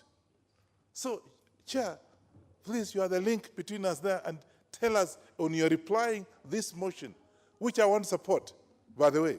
I want to support because I'm also not doing anything. I was at home last week, and the project that was started today, including my headquarters for my sub-counter, has actually stalled. Just gone one floor, and it's not even moving because there's no money. So I'm supporting because CDF must also have to get CDF to be able to pay for school fees for our children out there, because most of them have been sent home. That's the only reason why I'm supporting this. Otherwise, I would have actually opposed this supplementary, which is coming too early, as somebody has said. Just second, this is second quarter. As a mid of second quarter, not even the end of the second quarter. And now we're asking for money to meet the deficit. Madam Speaker, I think what we should do, and I think as a parliament, let's reorganize some of the functions. There's a lot, I think somebody mentioned here, there's a lot of duplication here. And I'm sure one way of saving and raising money, because we are now very good at borrowing, yeah? Let's then try to reorganize our government agents in the more meaningful places. For example, very simple, you have Kenha, you have Kura, you have Kera. You can put it under one roof. Each one of them actually has its own expenses. Chair, let's try to reorganize the government agents to be able to save on some of the money that we are seeing, just multiplication of resources. What's the difference between Kura and Kera today? You have an answer. You have an answer. That's why we have people now duplicating resources, and even the departments, various departments. You go to the Ministry of Agriculture, I don't know how many parastatals are there, doing one and the same thing. And therefore, I think we as a house should be able to look at the government structures today and propose some of the changes and pass here. Regardless of whether you are a Jubilee or for Kenya. I'm for Kenya, by the way. I'm not even, I don't want to say that. That's for another day. And then the other thing that somebody mentioned, and I quite agree, instead of these county governments, which I know, and I've seen that in my own county, going to buy equipment, surely. Why buy equipment? Today you go to Trans Nzoia, where I come from, and I'm the chairman of the elected leaders in Trans Nzoia, by the way. I'm not a small man. In Trans Nzoia, you go there and find equipment dying fallow because you are bought and there's nothing. Surely. Why couldn't they just hire those equipment? Again, that's a wastage. So some of these things that I mentioned, I think these are things that we can be able to, Chair, will be able to recommend to be able to raise money and save some of the money that actually you are wasting on some of those things. Lastly and not least, I want to be very, very clear that we as a house should be able today to fast track, if there's no agent doing it, come up with, if it's the anti-corruption or whatever, to be able to get those guys out there. Today I had somebody, I think from Kiambu, the former governor, said, give me that job. 2 weeks, I'll be able to get the money back. No. Don't answer me, because that's what he said. And I think the best way to do, I know you don't want to listen to that, but the best thing to do, get this money that has been saved out there, been taken out there for whatever reasons, to be brought back by those thieves, to be able to meet some of the deficit that I'm seeing. So I want to I want to actually support this, but this, again, my message is reorganize the government agents, try to get some function, and I think you did decide very well. Let's move further and be able to reorganize some of these things and be able to save money. Otherwise, I support because I want the CDF yesterday, not today. And I think the function, by the way, CDF is the only function of that you go out there. And the people who come from the Ivory and those who stay in town here are opposing because they don't go home. But those of us who are there, every time I go home, I see people saying, Honorable Member, you are doing a good job because you see this and that and that and that, but the CDF, and I think let's pass this appropriation supplementary, which has come, I think, because we lack discipline and there's no discipline. Let's pass it for the sake of us getting CDF to be able to have the functions out there in the rural area. Madam Speaker, I support for the sake of supporting because of the CDF. Otherwise, I would have opposed it. There is no supporting for the sake. Actually, you support. But anyway, very well. I'm sure the chairman has listened to your serious, as you had stated, is going to seriously contribute. And for real, you are, for today, you seriously contribute. Thank you, the member. And of course, you're not a small person, as you said. Honourable members, I have some requests from members, I understand, who are trying to catch the speaker's eye. And they have indicated that they wanted to speak to the motion number 14. And I don't know how I can differentiate, so but I will go through the same request. And maybe if you really wanted to speak to the other motion, that is motion number 14, you can go to intervention so that we can have the members who want to. Before I give the point of the Honorable Kathuri, I can see maybe you're one of the ones who want to speak to the other one. Allow me give, you're on intervention? The member for South Imenti, yes?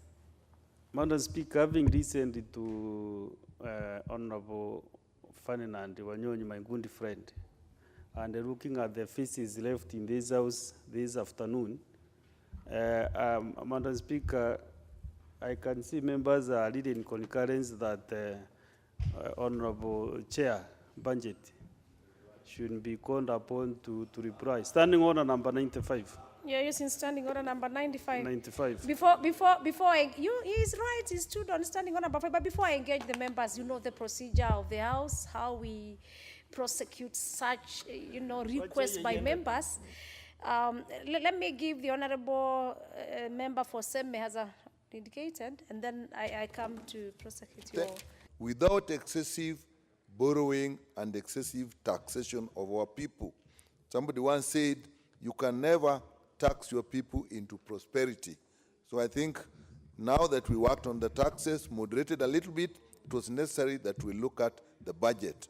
In the excessive borrowing, we need a lot more fiscal and budgetary discipline so that we curb this, particularly local borrowing, which actually compete with business and stifles production within. Mr. Speaker, Madam Speaker, I also support this because we need to pass it quickly. There is a delay in the disbursement.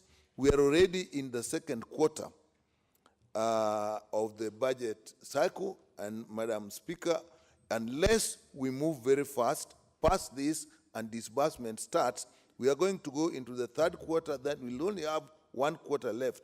The fourth quarter of exchequer, in the exchequer release in the fourth quarter, Madam Speaker, does not really do much.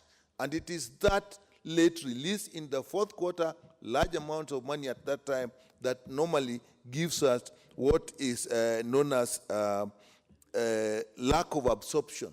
Because the money comes when it is too late, projects cannot be implemented at that time, and there are processes. So it is necessary that we pass this thing quickly, the disbursement starts, and we start to use the money. Madam Speaker, but we also realize that it has affected some of the projects, like some of the programs like CDF. Honorable Chanda said that they were able to save 3 billion for the CDF on the basis of the maths of 2.5%. That is understandable. But even then, we need that money, like yesterday, like Honorable Wanyonyi has said, we need to start spending that money. Remember, our expenditure will always be after the exchequer release. So if there is a late exchequer release to the CDF board, we ourselves are going to get even a bigger delay. So really, we need to get that going. But I also support this supplementary budget because for once, we really have heeded to the request from the judiciary. The judiciary made a big plea. They really came out and say they cannot operate unless they're given the adequate fund that they need. And this supplementary budget has done that. And I think we need to support the judiciary because our fight against corruption really now is dependent on the judiciary. And we are beginning to see results. And we hope that it will go forward and even get the assets that are hidden away, the funds that are hidden away. So we need to support the judiciary. Madam Speaker, there's also a support to the controller of budget. There was a comment that they're using money for hard copy printing. I do support that, but at least they need to inform us. Actually, by law, Article 228 requires them that once every quarter they get us a report. I know these reports have been coming, but I don't remember us discussing the controller of budget report in this house. I think that's something we should do. Madam Speaker, let me comment about the resources to the counties. This has been reduced by 9 billion, and I think whatever shortcomings the counties have, I think we must support the counties. They should get the funds that they require. Look at the accounting date we are using to work the 15%. It is the 2013-2014 audited accounts that we are using to calculate the 15% that we are giving to the counties. I think this is not fair. We must work hard to actually get the PAC, should work hard to get the auditing up to date so that they can get the money. Further, Madam Speaker, the budget process itself, as you indicated, Honorable Member for Kitui Central indicated that when we were looking at the denominator for dividing the money, the one for the county government, we used a fixed data.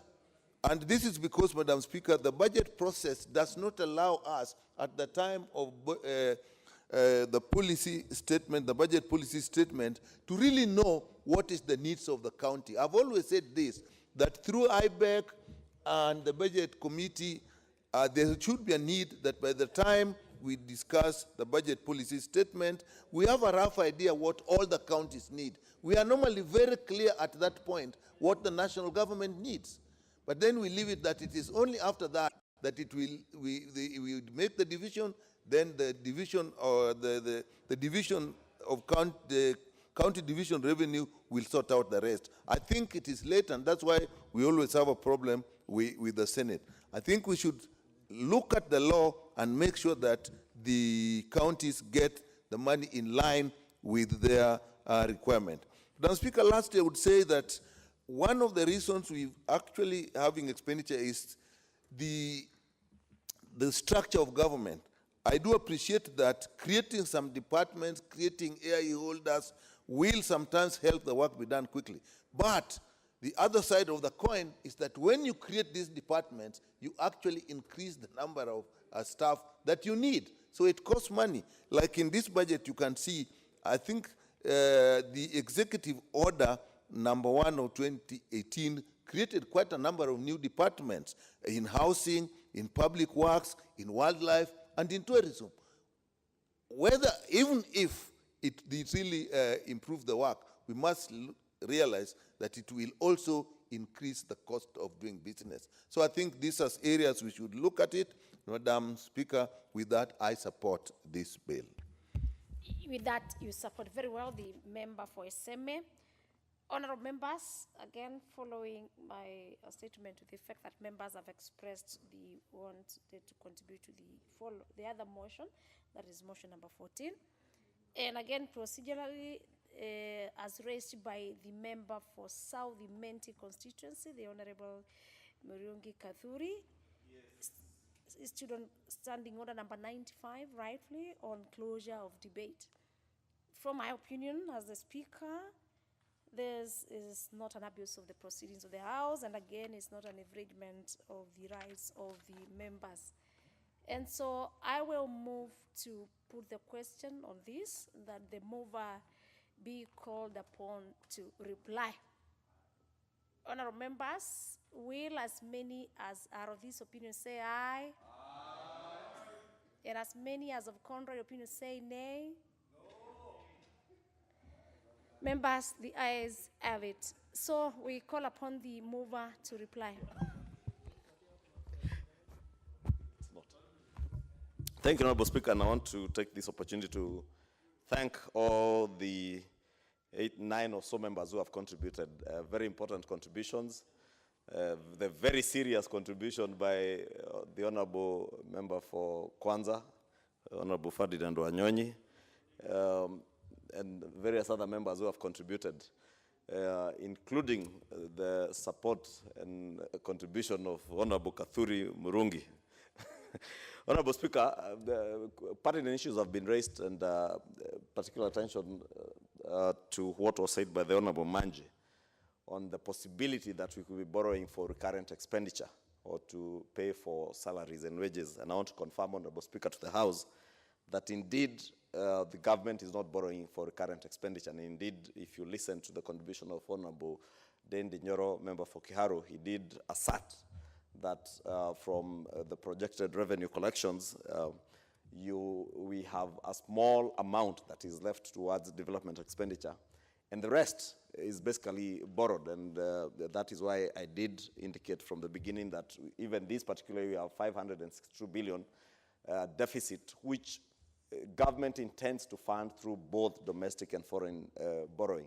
Therefore, the borrowing, most of it goes towards development expenditure, and just like in our own microeconomies at the household level, we are not able to meet all our demands for our projected expenditures. And if you are to grow even as a person at the micro level of a household, you borrow and invest in productive areas that will help you grow. And the national economy is a macro economy, which is just a conglomerate. Bring a bill or a legislative proposal to consolidate those agencies, those roads agencies that the Honorable Dendi Nyoro is talking about, Honorable Wanyonyi has spoken about, even in the water sector. We are still considering, and I can confirm, Honorable Speaker, that out of the almost close to 30 legislative proposals, and I'll be tabling a report on that in the very near future, Honorable Speaker, out of the 30 or so legislative proposals that we have had to consider as the Budget and Appropriations Committee, in line with the provisions of, I think, Article 114 on the money bill effect on legislative proposals, many of them, probably a third of them, relate to proposals to create new funds, new agencies, new boards. And yet, we are the same people who are telling the country that we ought to be reducing the size of government, to be reducing the number of parastatals we have, but we are the ones creating them through our own legislative proposals. Therefore, Honorable Speaker, I want to challenge the House and most of ourselves as members of Parliament that even as we consider estimates, budget estimates, and I said this during the KEPSA roundtable with the Speaker, that it is not the Budget and Appropriations Committee that indeed has the opportunity to scrutinize vote by vote in various ministries. But those of us who sit in departmental committees, we must take our responsibility and our role in scrutiny of estimates more seriously than we do. Take to task those cabinet secretaries, those principal secretaries who appear before you. Let them take you through line by line items of the votes in their ministries. It is that opportunity that we are given as members of Parliament to be able to scrutinize those budgets and be able to reallocate what you find is not necessary in a particular ministry, department, or agency of government to a more relevant and more productive area. Therefore, when we sit in TV stations during debates and complain that ministries, there's a lot of wastage in government, ministries are spending so much money buying flowers and tea, ministers are spending a lot of money having chase cars. Yes, they have chase cars because we have appropriated money for them to have chase cars. If austerity measures that were passed during the 10th Parliament, I think, when President Uhuru Kenyatta was Minister for Finance, for cabinet secretaries to use vehicles that are not beyond 2,000 cc, and we got the famous Passat. If that was the government policy, then if the minister in the ministry that you oversight in our department committees drives to Parliament in a 3,800 cc vehicle and with a Subaru 2,700 cc as a chase car, they are doing that because you, as a member of Parliament, you have allowed them to do it. Therefore, Honorable Speaker, I want to challenge members of Parliament that it is indeed our responsibility, more so during appropriations of funds to these MDAs, to ensure that you know where does this minister get money to employ a driver for a chase car, to be able to fuel it, and to also buy a car that is beyond the rating that is allowed, and be able to fuel it. They are able to do that because you appropriated that money to that ministry. And therefore, the next budget estimates, Honorable Speaker, I want to hope and believe that this House will take that challenge more seriously.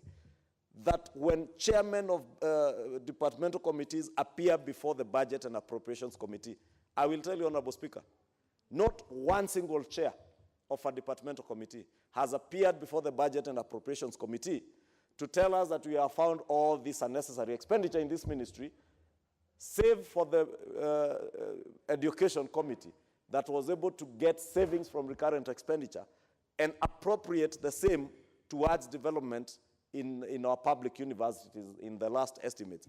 All the other departmental committees, which we all sit in, chairmen of these departmental committees, from contributions from members and their engagement with the ministries and departments, come requesting for more money to be allocated, not just to development, but also to recurrent expenditure. Therefore, Honorable Speaker, I want to beg that we, even as we move towards, hopefully, the second supplementary estimates, and more importantly, the 2019-2022 budget estimates, that we will take our work more seriously. And even as we move to the 2019-2020 finance bill, that, Honorable Chair, we will not be able to suffer the fate that we suffered in the last finance bill when we were considering the presidential memoranda. Because it is also an opportunity for members of Parliament to be able to articulate issues based on facts and merit. And I did indicate when I was moving, Honorable Madam Speaker, that had we not been able to pass that presidential memoranda, Honorable Speaker, the issues that many members have spoken about here today in the contribution to this bill, issues to do with domestic borrowing, Honorable Speaker, we would have left this country in a situation where we would have to borrow much more money than the 562 billion. And therefore, with the estimated 57-43% split between foreign and domestic borrowing, it means that government would have been left with no choice but to come back and borrow from the domestic market more. What that would do to our economy, Honorable Speaker, is that either the CBRR rate that the Honorable Dindi Nyoro spoke to when he was contributing will have now to go from 9%, or the 8-point-something% that it is at, I think is about 9% now, allowing people to borrow at 13%. It would mean it would have to go up to maybe another 10-11%, and that will drive up the cost of borrowing, and you know what that will do to the cost of goods and services. Therefore, I was a little taken aback, Honorable Speaker, when I watched people not in the chamber where we ought to debate. Out there, they came singing in the chamber and took the debate outside the chamber, purporting that the 4% increment in VAT, the 8%, which in net terms is about 4 to 5% in VAT, would mean that prices of goods and services would go up, I had some say even up to 300%, which wasn't true, Honorable Speaker. And the truth was, if they had allowed that debate to come here and people to debate and listen to each other in this chamber, we would have been able to tell the public the truth and not necessarily what was politically or for PR purposes with those who vote for us, right? And Honorable Speaker, that is why I said even out there, when I was denied an opportunity to say it here during the debate, I said it out there, that I can look at any Kenyan in the eye and tell them that passing the finance bill as it were was the right thing for this country.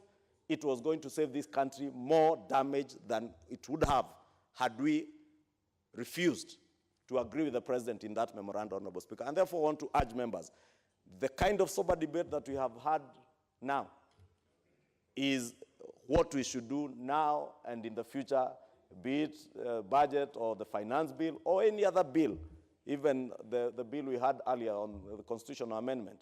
Let us allow each other time to speak, to debate, listen to each other.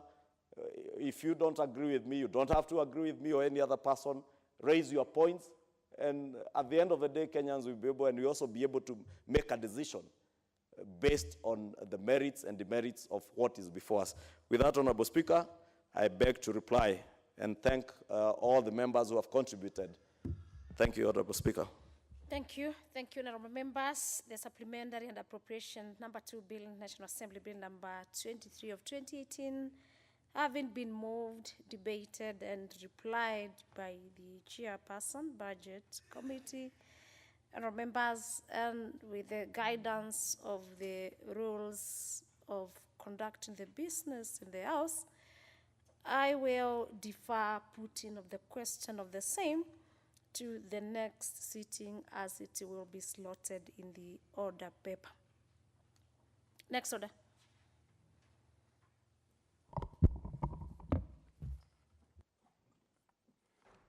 Order number 14, motion. Report on the audited financial statements for the National Government Constituencies Development Fund for constituencies in Nairobi City County.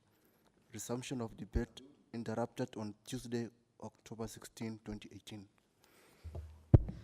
Honorable members, on motion number 14, it's a resumption of debate on which was interrupted yesterday, that is a Tuesday, October 16, 2018.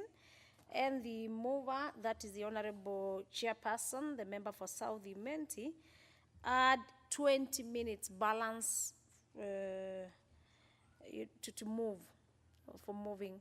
So I call upon the Chairperson, Honorable Kathuri Murogi, to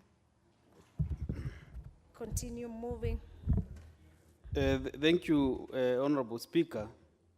Yesterday evening, Honorable Speaker, I made good progress in moving this motion.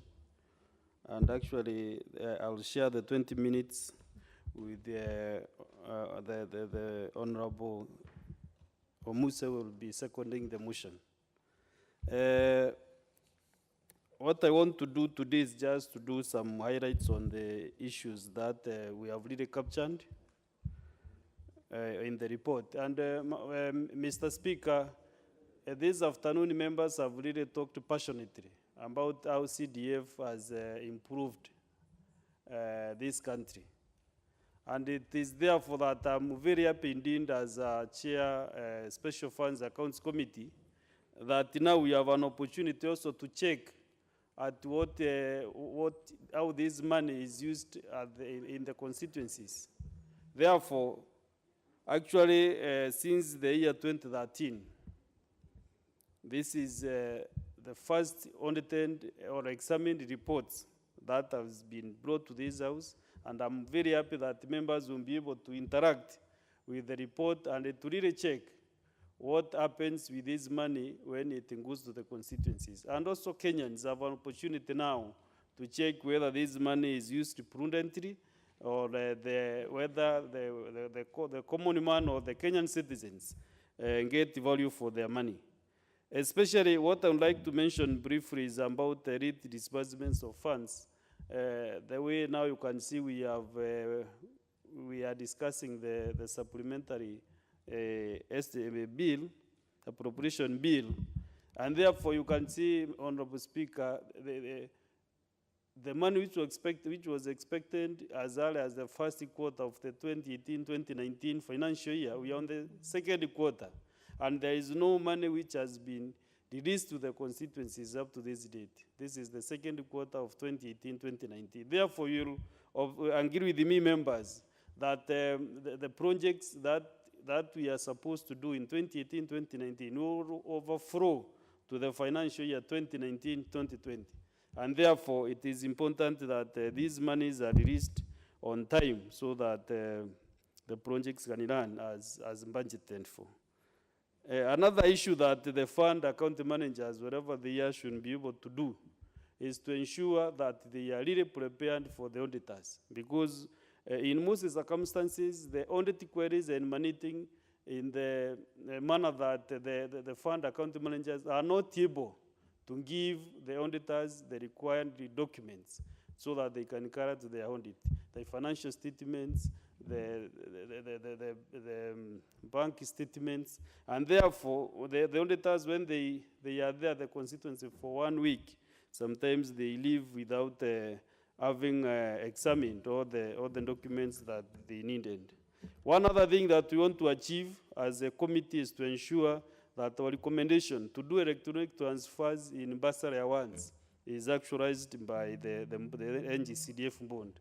Because in most cases there is delays when the checks are written to the institutions, there is that delay, and therefore some of the students suffer without getting the money, and some of them even are forced to be out of class during exams. Therefore, we want to recommend that wherever the NGCDFC passes in their committees about bursaries, the fund account managers will be having a list of all the institutions, and with their bank accounts, they will just do a order to the bank, and that money will be automatically transferred to the institutions, to the schools, to the colleges, without doing the physical checks. We want it to go electronic, and this is one of the recommendations from my committee. One other thing is that, as I mentioned yesterday, there are so many projects, installed projects, which were involved. Because I wanted to ask him what interest he had. and it becomes very clear that he wanted us to move to his motion. But let me thank him, and let me say that a lot of what he has said about Nairobi County is, many of them are very similar to what happens at least in Lukiani constituency. But even before I go into the substantial points of my contribution, may I, Mr. Speaker, because you've given me a chance to talk, and I'm sure maybe the whole country is listening, may I congratulate our girls who play football in this country, because right now we have just gotten a word that they have qualified to play in the African Cup, Women Cup of Nation football. May I also congratulate the Harambee Stars for the excellent, excellent display they had on Sunday last. And we were very proud. I think for the first time, all Kenyans, regardless of what part of the country they came from, they were all united in cheering and applauding the work that our boys did at Kasarani. Let me now come back to the substance of this bill, of this motion. First, the chairman mentioned the issue about stalled projects when we were that transition in 2015, I think, when we were asked that we should not touch any projects that were defined by the Constitution to belong to the counties. And as a consequence, most of those projects have since stalled. And a way must be found. In Lukiani, for example, I can count many. We had started a number of bridges which have stalled, and some of them have even been swept away because they were not completed. We had started a number of dispensaries, Mr. Speaker. As you know, I'm a medical doctor, so health is very close to my heart. We had started a number of dispensaries. Some were even completed. Some are even completed, but the county, there is a bit of, I don't know, I can't understand, bad blood between counties and national government. We have asked our county of Kakamega to open them, just open them. Bring us drugs, bring us a nurse or two, or a clinic officer, and let us open these dispensaries. Up to now, Mr. Speaker, they have not been opened. And because you might ask me to substantiate, I'll just mention 2 or 3 in my constituency. One is a dispensary in Kware, an area called Kware. There's a dispensary in an area called Mbururu, it's a dispensary. There's a dispensary in an area called Aligula, and many others that are actually complete. The buildings are complete, na kila kitu, but they have not been opened. Mr. Speaker, I cannot understand what is happening.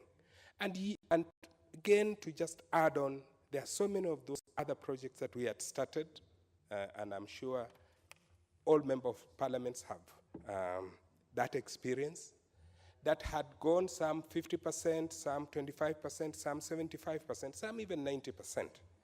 But we were told by the board that we cannot touch any project that belongs to the county.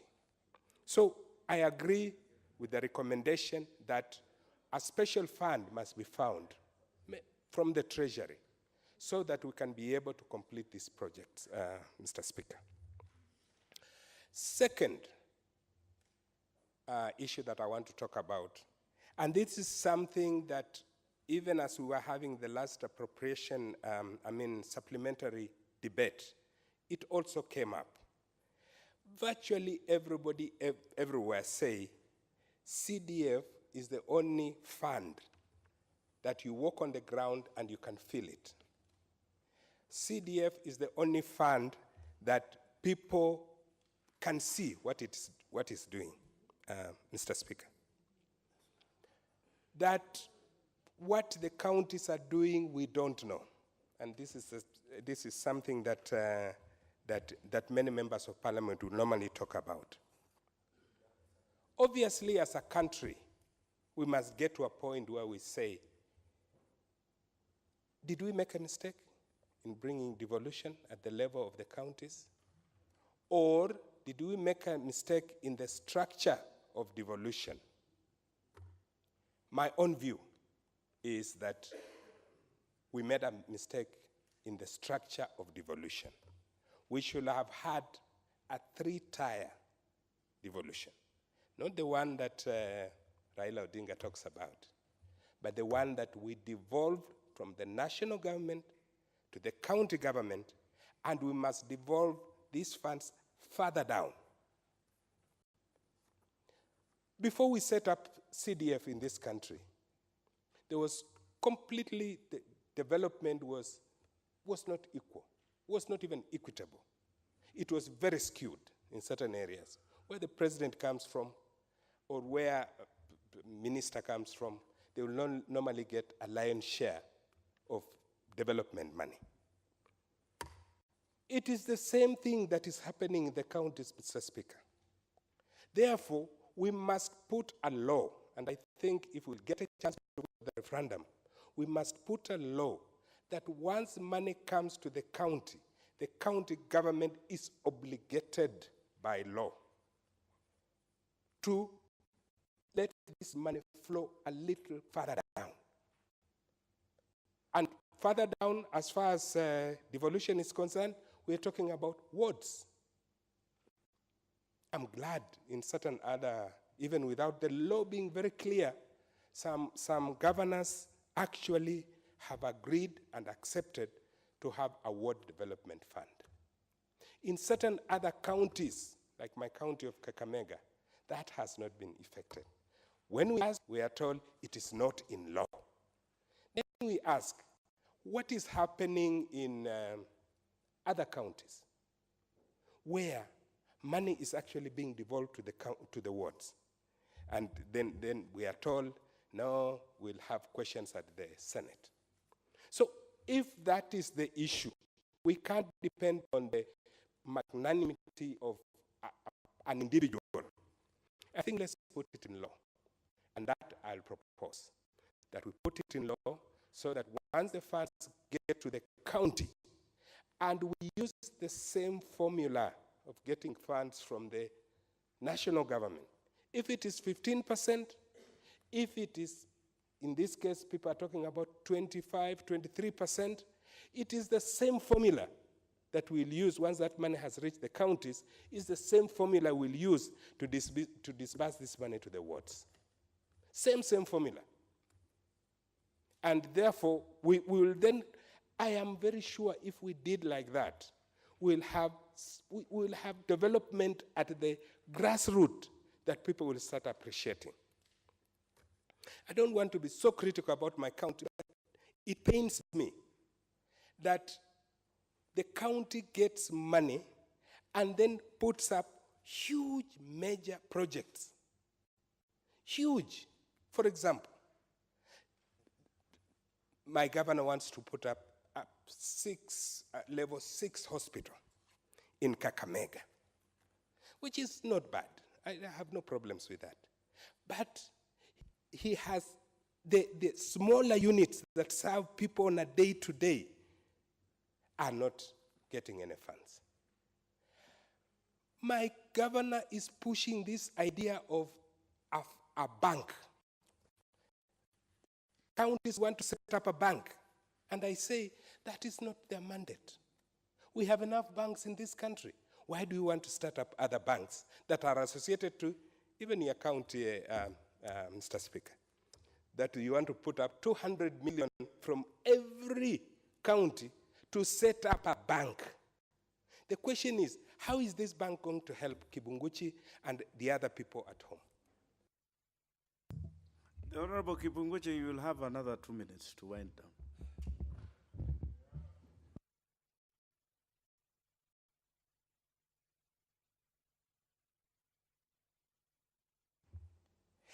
Thank you, Mr. Speaker. Thank you very much. So I wanted to say on that aspect, and I think, and I'm throwing this challenge to the Senate, I have no problems with economic blocks. People can come together, do business together, adjacent counties can do things together and maybe harmonize their taxations and whatnot. But setting up a bank is saying what? Is this bank going to be a regional bank? Is it going to be a national bank? Is it, what is it? Okay? Are you going to say, is it going to have branches? What benefit is it benefiting? And I'm asking the Senate, if they can listen to me, let them interrogate this aspect of a bank in Lake Region block, so that we get to know how is this bank going to help us, me and my people of Kiani constituency. Mr. Speaker, let me finish by saying that I agree with most of the recommendations. The issue about electronic money transfer for bursaries, excellent. But we need to interrogate, Mr. Chairman, that we have now emerging issues of A in A, appropriation in aid, where you get money, you are getting money on the ground. We don't have a law in the CDF that will give us the chance to use that money. Okay, so I think that is something that you can come up with, and finally also come up with the aspect of, are we better off having equal amounts of money in every constituency? And constituencies have different needs, especially constituencies in urban areas don't require as much money as constituencies in rural areas, Mr. Speaker.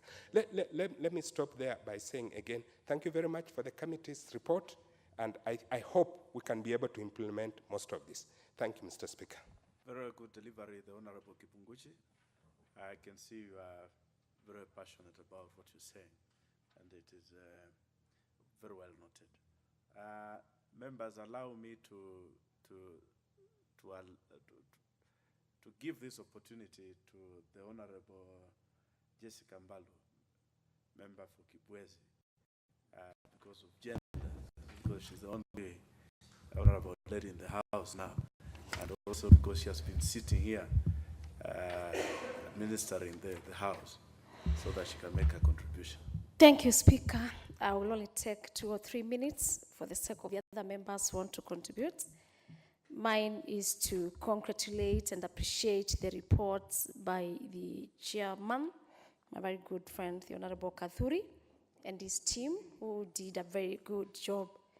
Mr. Speaker, let it be noted that this is the first report, and in this term, that is the 12th Parliament, that we have the 3rd Oversight Committee, and that's where the NGCDF falls, Mr. Speaker. So we must congratulate the chairperson and his team, that is the committee members, for doing such a good job.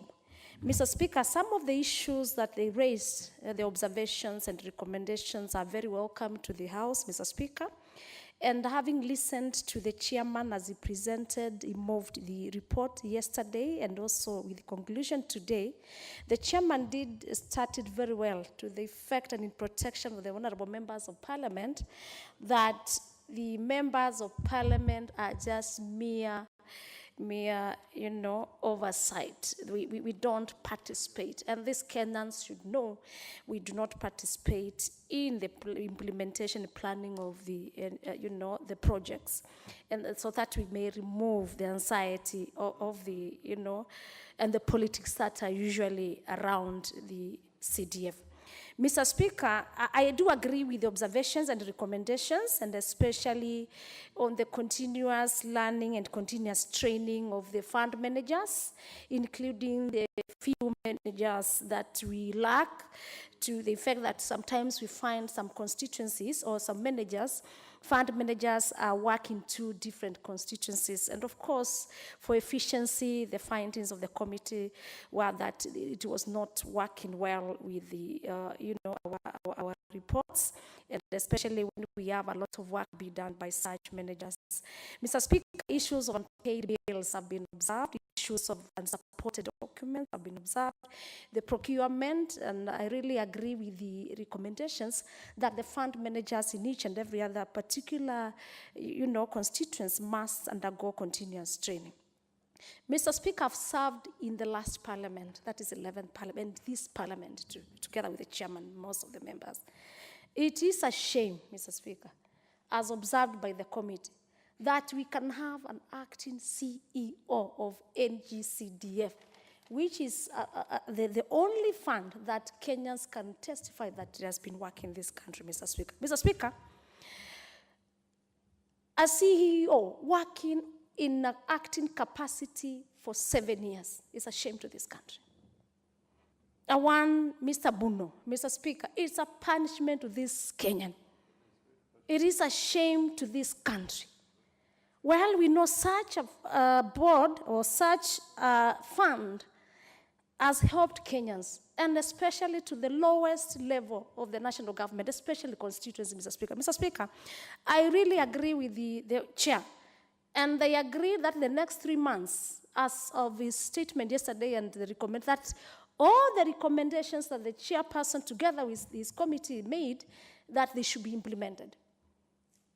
How I call upon and stress that the 3 months should be implemented. Mr. Speaker, we need the CEO, and actually Mr. Buno, who has done very well, to be confirmed as the CEO NGCDF. Mr. Speaker, in fact, he passed the interviews. We also passed in this house, Mr. Speaker, and the members can testify. It is a shame. How do we punish such an individual, Mr. Speaker? Qualified. We have not had issues, audit issues, major issues, like we have had in other institutions. Mr. Speaker, as you chair this and the chairman and other members, let this be heard. And those who go through the answer, those who watch, Mr. Speaker, Mr. Mbuno, the CEO, acting CEO, should be confirmed, Mr. Speaker. Mr. Speaker, secondly, we do not have a board now.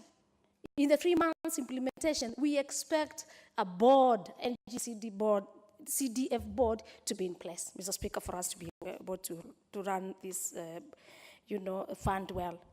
Mr. Speaker, NGCDF, we used to call it the CDF before, only gets 2.5% compared to county governments, which get 23%.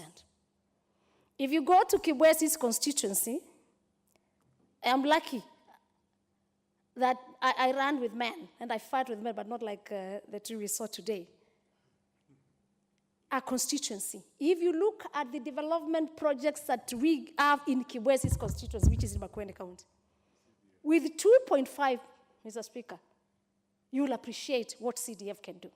And so, Chairman and your team, we want to congratulate you with the observations and recommendations. I think this is the start of the journey.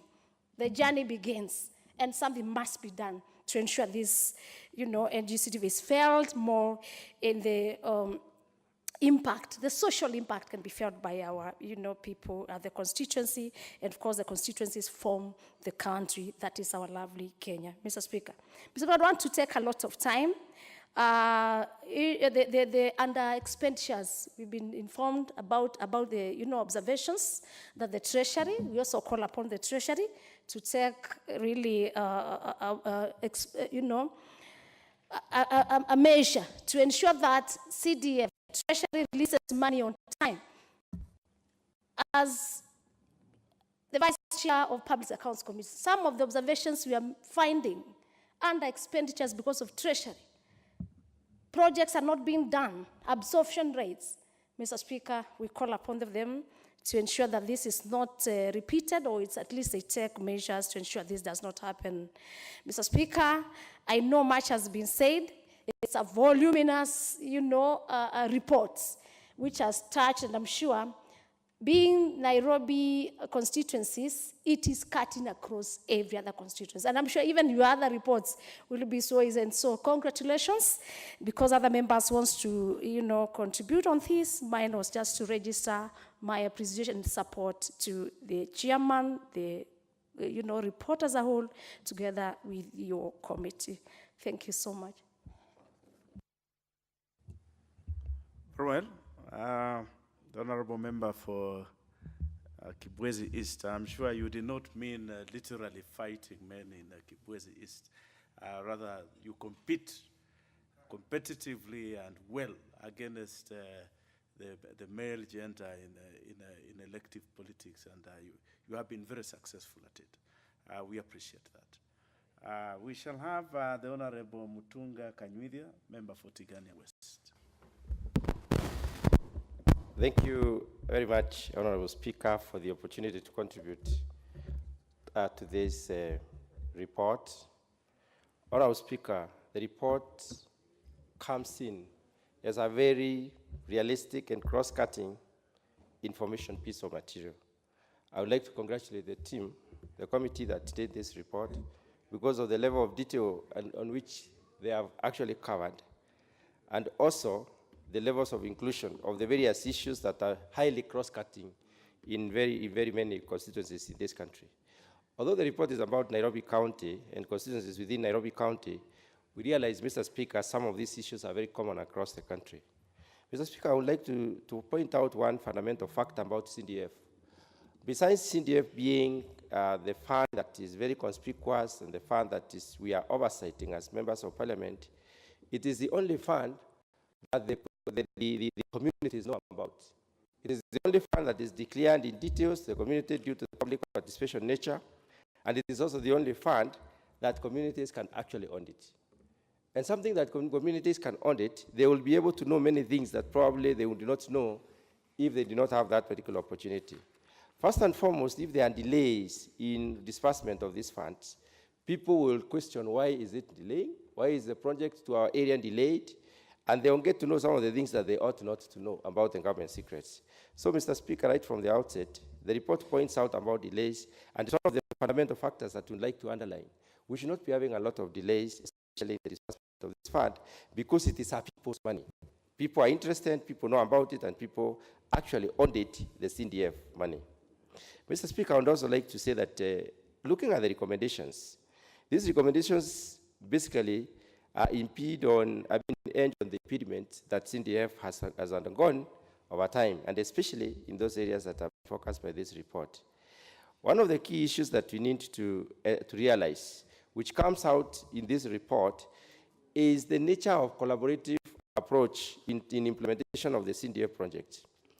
CNDF committees that have been appointed at the constituency level, overseen by the members of parliament, cannot work alone because they don't have all the machinery and mechanisms to work alone. They can only work in collaboration with the government. The process of managing this fund, Mr. Speaker, is first of all, they have to come up with the projects that have got to be done within a constituency. These projects are submitted as a plan for the year to the CNDF headquarters, and then there's an approval process. I'm bringing this one up to highlight the fact that when it comes to implementation, Mr. Speaker, we have different institutions involved. If it is construction, we have the Ministry of Works who have to assess what is supposed to be done, and then they give a report of what is the estimated cost of doing that particular project. And these reports must be achieved earlier before implementation commences. So one of the things that the report brings out, which is really fundamental, is the fact that the interdependence of this implementation causes delay. And once you cause delay, people basically will question why the delay, why our area is not working. One of the things we would like to appreciate, Mr. Speaker, is that the CNDF fund does not end with the financial year. At least there has a spillover effect to the other financial year, and that can give once a possibility for the fund to be implemented. Mr. Speaker, the other issue that is also has also come out is the failure or deliberate attempt not to comply with the requirements of the law, especially when it comes to implementation. I would like to cite only two, and one of them that is clearly cited in this particular report is the internal public sector accounting standards that in some cases are not followed. And once we have an implementation process that does not follow the given guidelines of our country, then we have a problem. So we need, in those trainings of the fund account managers, an emphasis made on some of these issues, and also the Public Procurement and Management Act of 2012, which needs to be followed very carefully, which probably can also be can cause delays because the procurement procedures in this country need to be looked into. Mr. Speaker, the other issue that is coming up in this particular report, which is worth mentioning, is the non-compliance. Is the issue of the procedures themselves, following up the procedures. It is notable, Mr. Speaker, that the report clearly cites an approved project implementation and also the allocation of resources without approval. We know, as far as government money is concerned, although the member of parliament is supposed to oversee this, some of these things have slipped through. And then we need to draw caution to all the fund account managers that when there is need for us to get approval of projects for implementation, they should not be implemented before there is an approval. And I believe the CDF headquarters board, the national government CDF board at the headquarters, does expeditious approval of this report, and therefore we cannot blame them for the delay. So we should not have projects sneaked in through or the allocations done which have not been following the due process. There is also an issue that has come out, and which I think is worth mentioning, the failure to basically surrender interest. And looking at CDF, very little goes through interest. Most of the money is supposed to be project money, and project money is funded directly to the implementing parties, to the parties who have basically won the tenders to implement. So when it comes to what money, if we ask ourselves what money can be given as interest, then we realize that it's only about 6%. It's about 6% of the money that is allowed to be used under management or administrative costs within the CDF structure. And this also draws caution to the managers.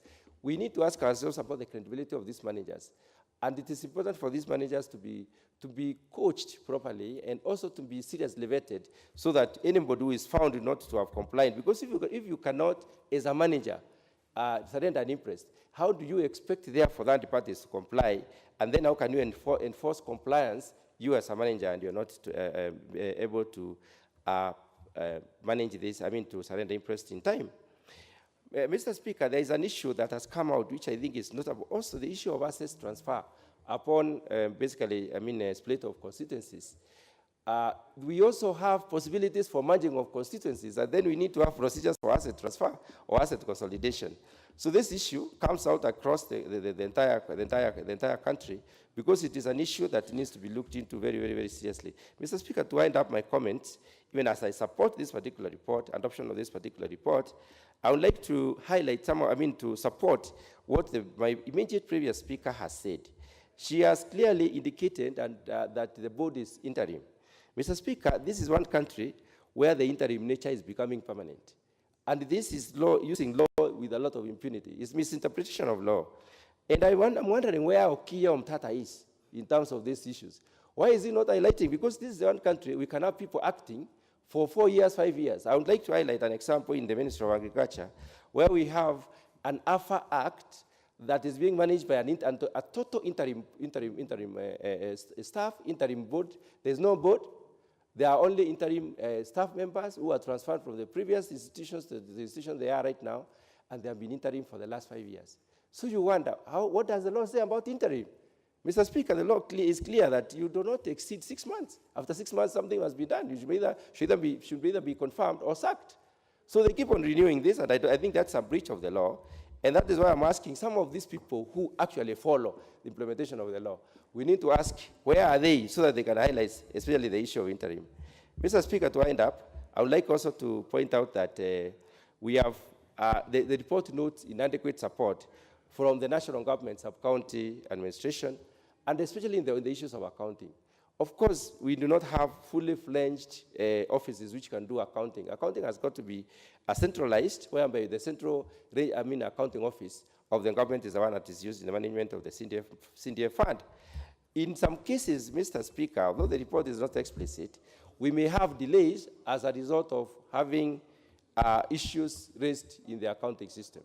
And these are the issues that we need to look into and ensure that at least, even as negotiations are done, as this report is done, there is need for us to reach out on those other state departments or state functionaries as ministries who also support the implementation of projects by exercising caution and arousing their consciousness to support this process with due diligence. Thank you, Mr. Speaker. I support. Very well. The Honorable Member for Seme, the Honorable Dr. Nyikal.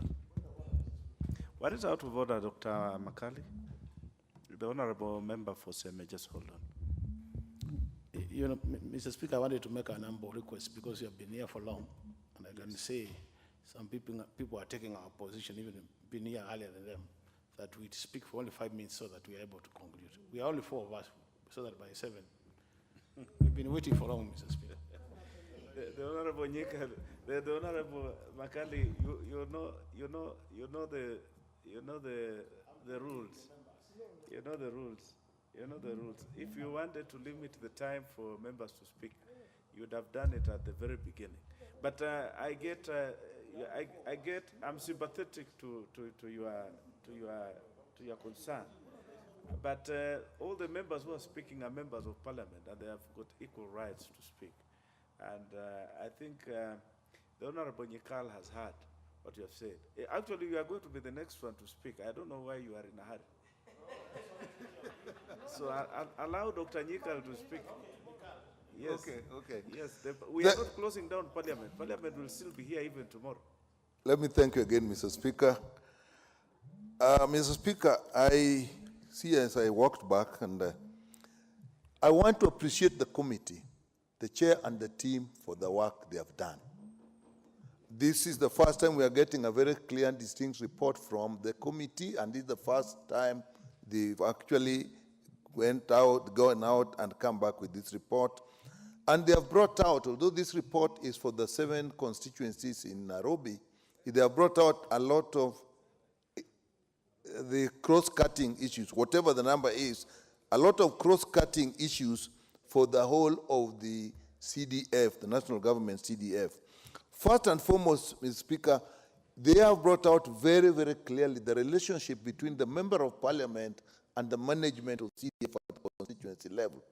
There's been a lot of misconception about this, and this has been used politically.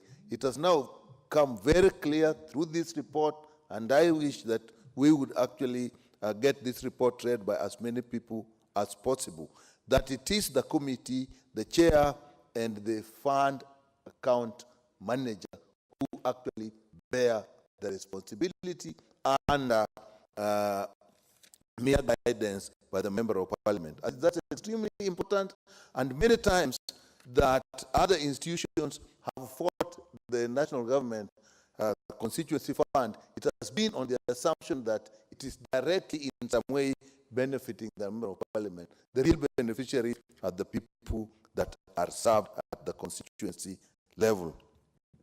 The other important point brought up is the issue of bursaries. I know many of us have experienced issues where you actually give checks out and presume that the checks have reached the schools.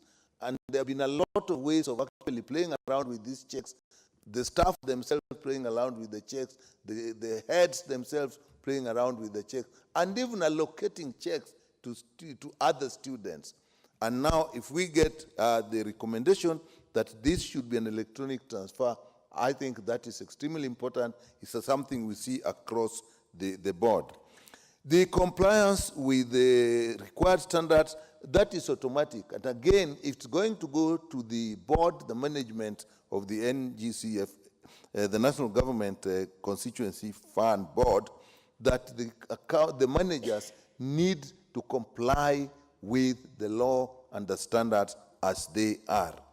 And they brought out another important point related to that, that the records at the project management committee, some fund managers think that it is the responsibility of the project management committees and therefore leave the records there. I think it is still the responsibility of the fund managers to make sure that these records are available and where necessary are transported to the auditors in time. And in this case, I think will be therefore made available to this committee.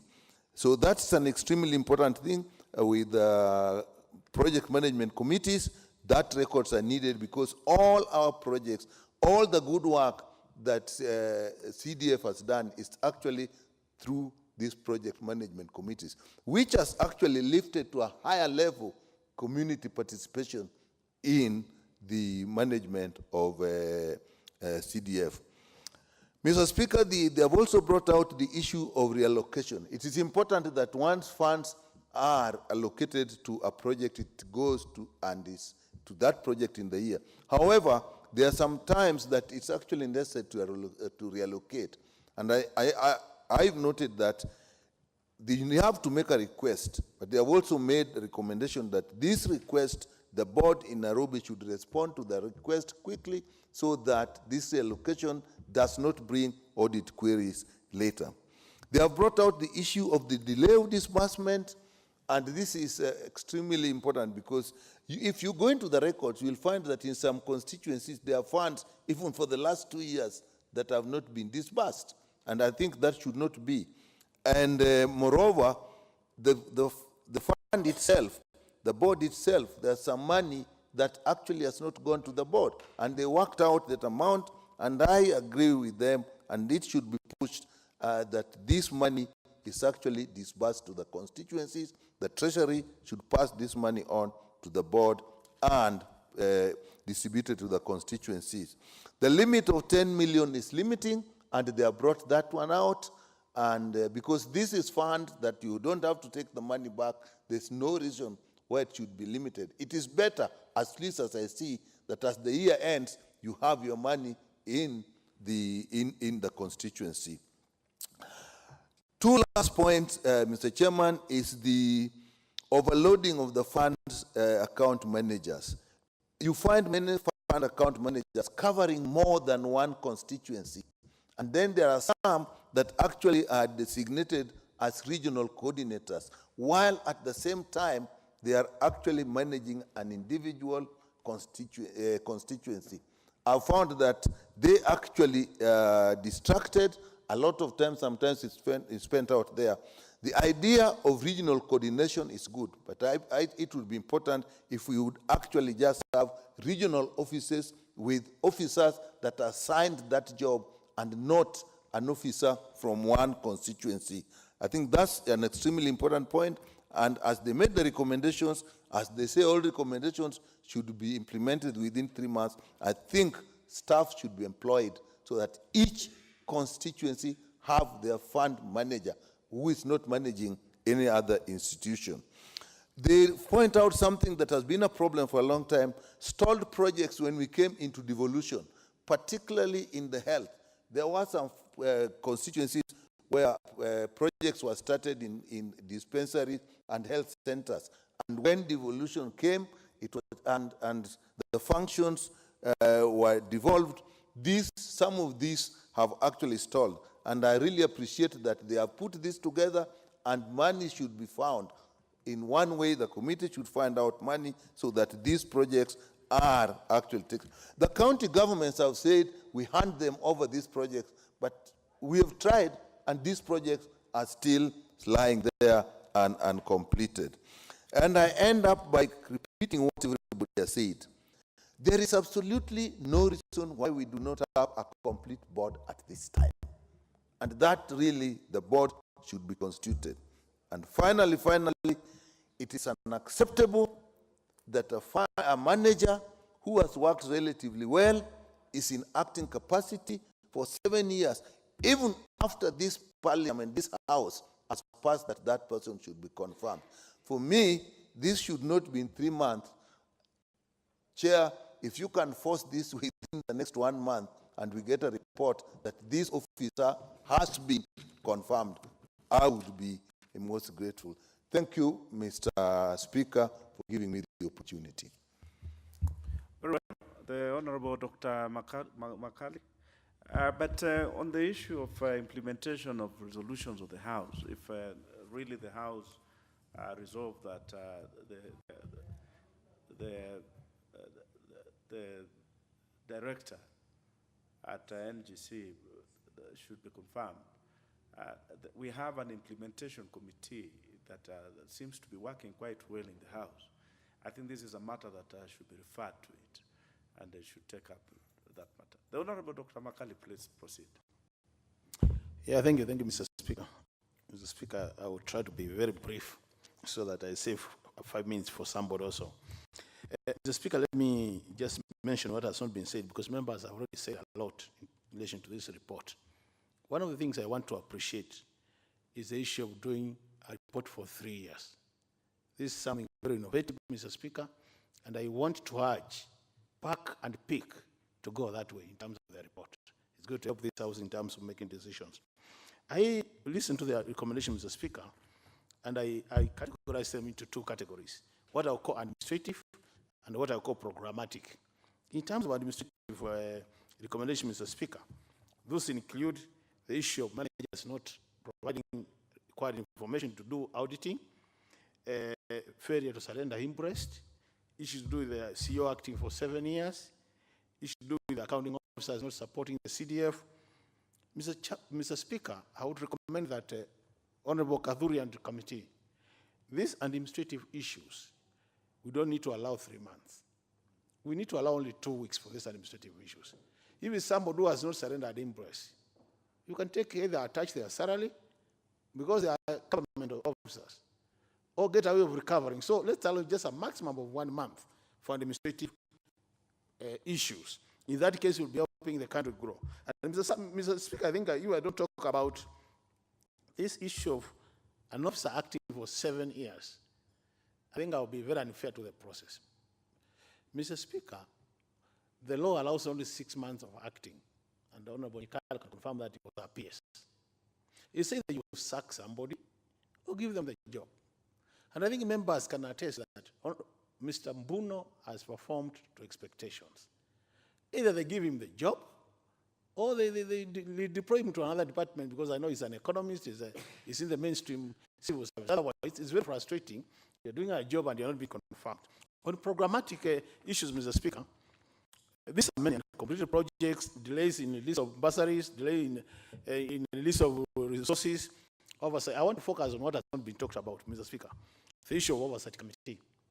Mr. Speaker, the oversight committee is a committee where the member of parliament appoints 4 people, and including the member of parliament, there are 5 people who are supposed to oversight implementation of CDA programs.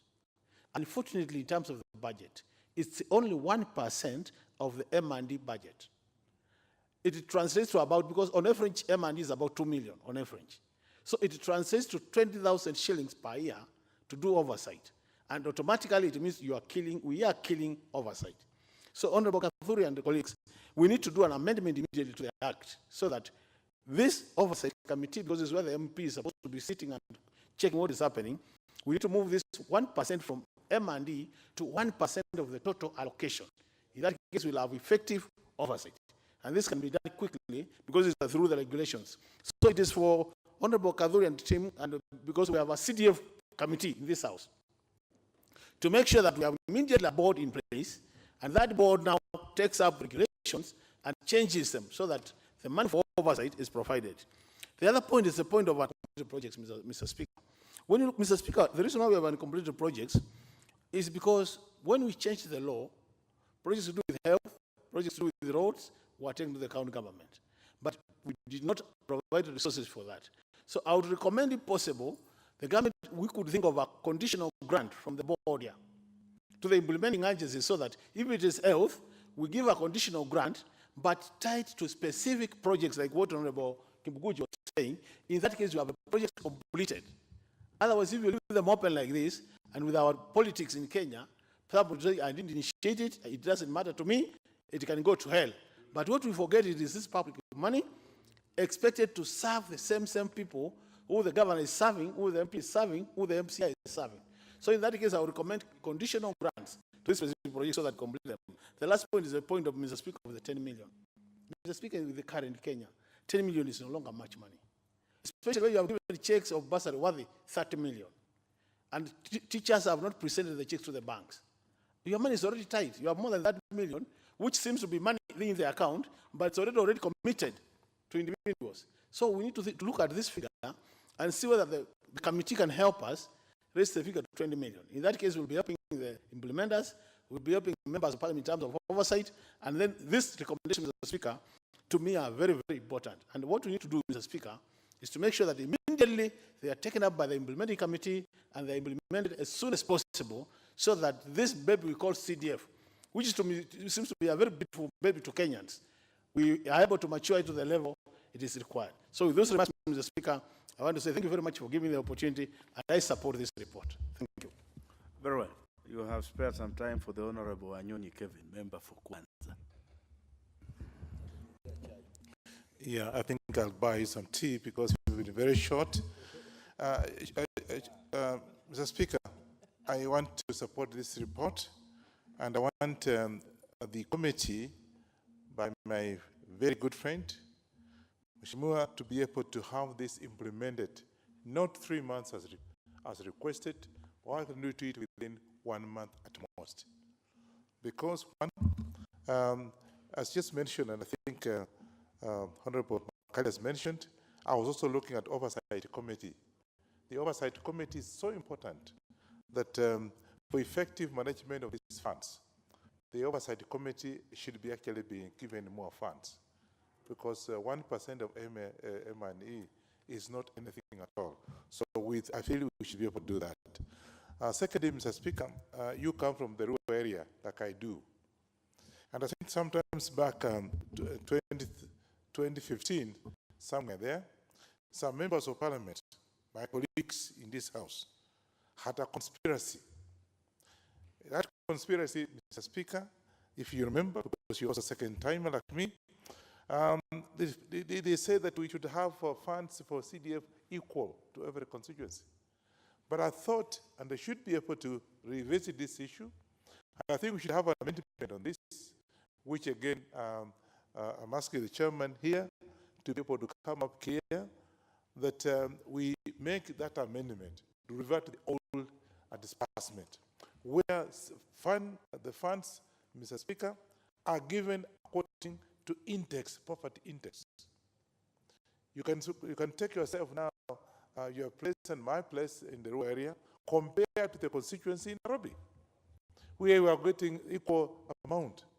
And I wonder what they do with the money in Nairobi, other than painting police stations.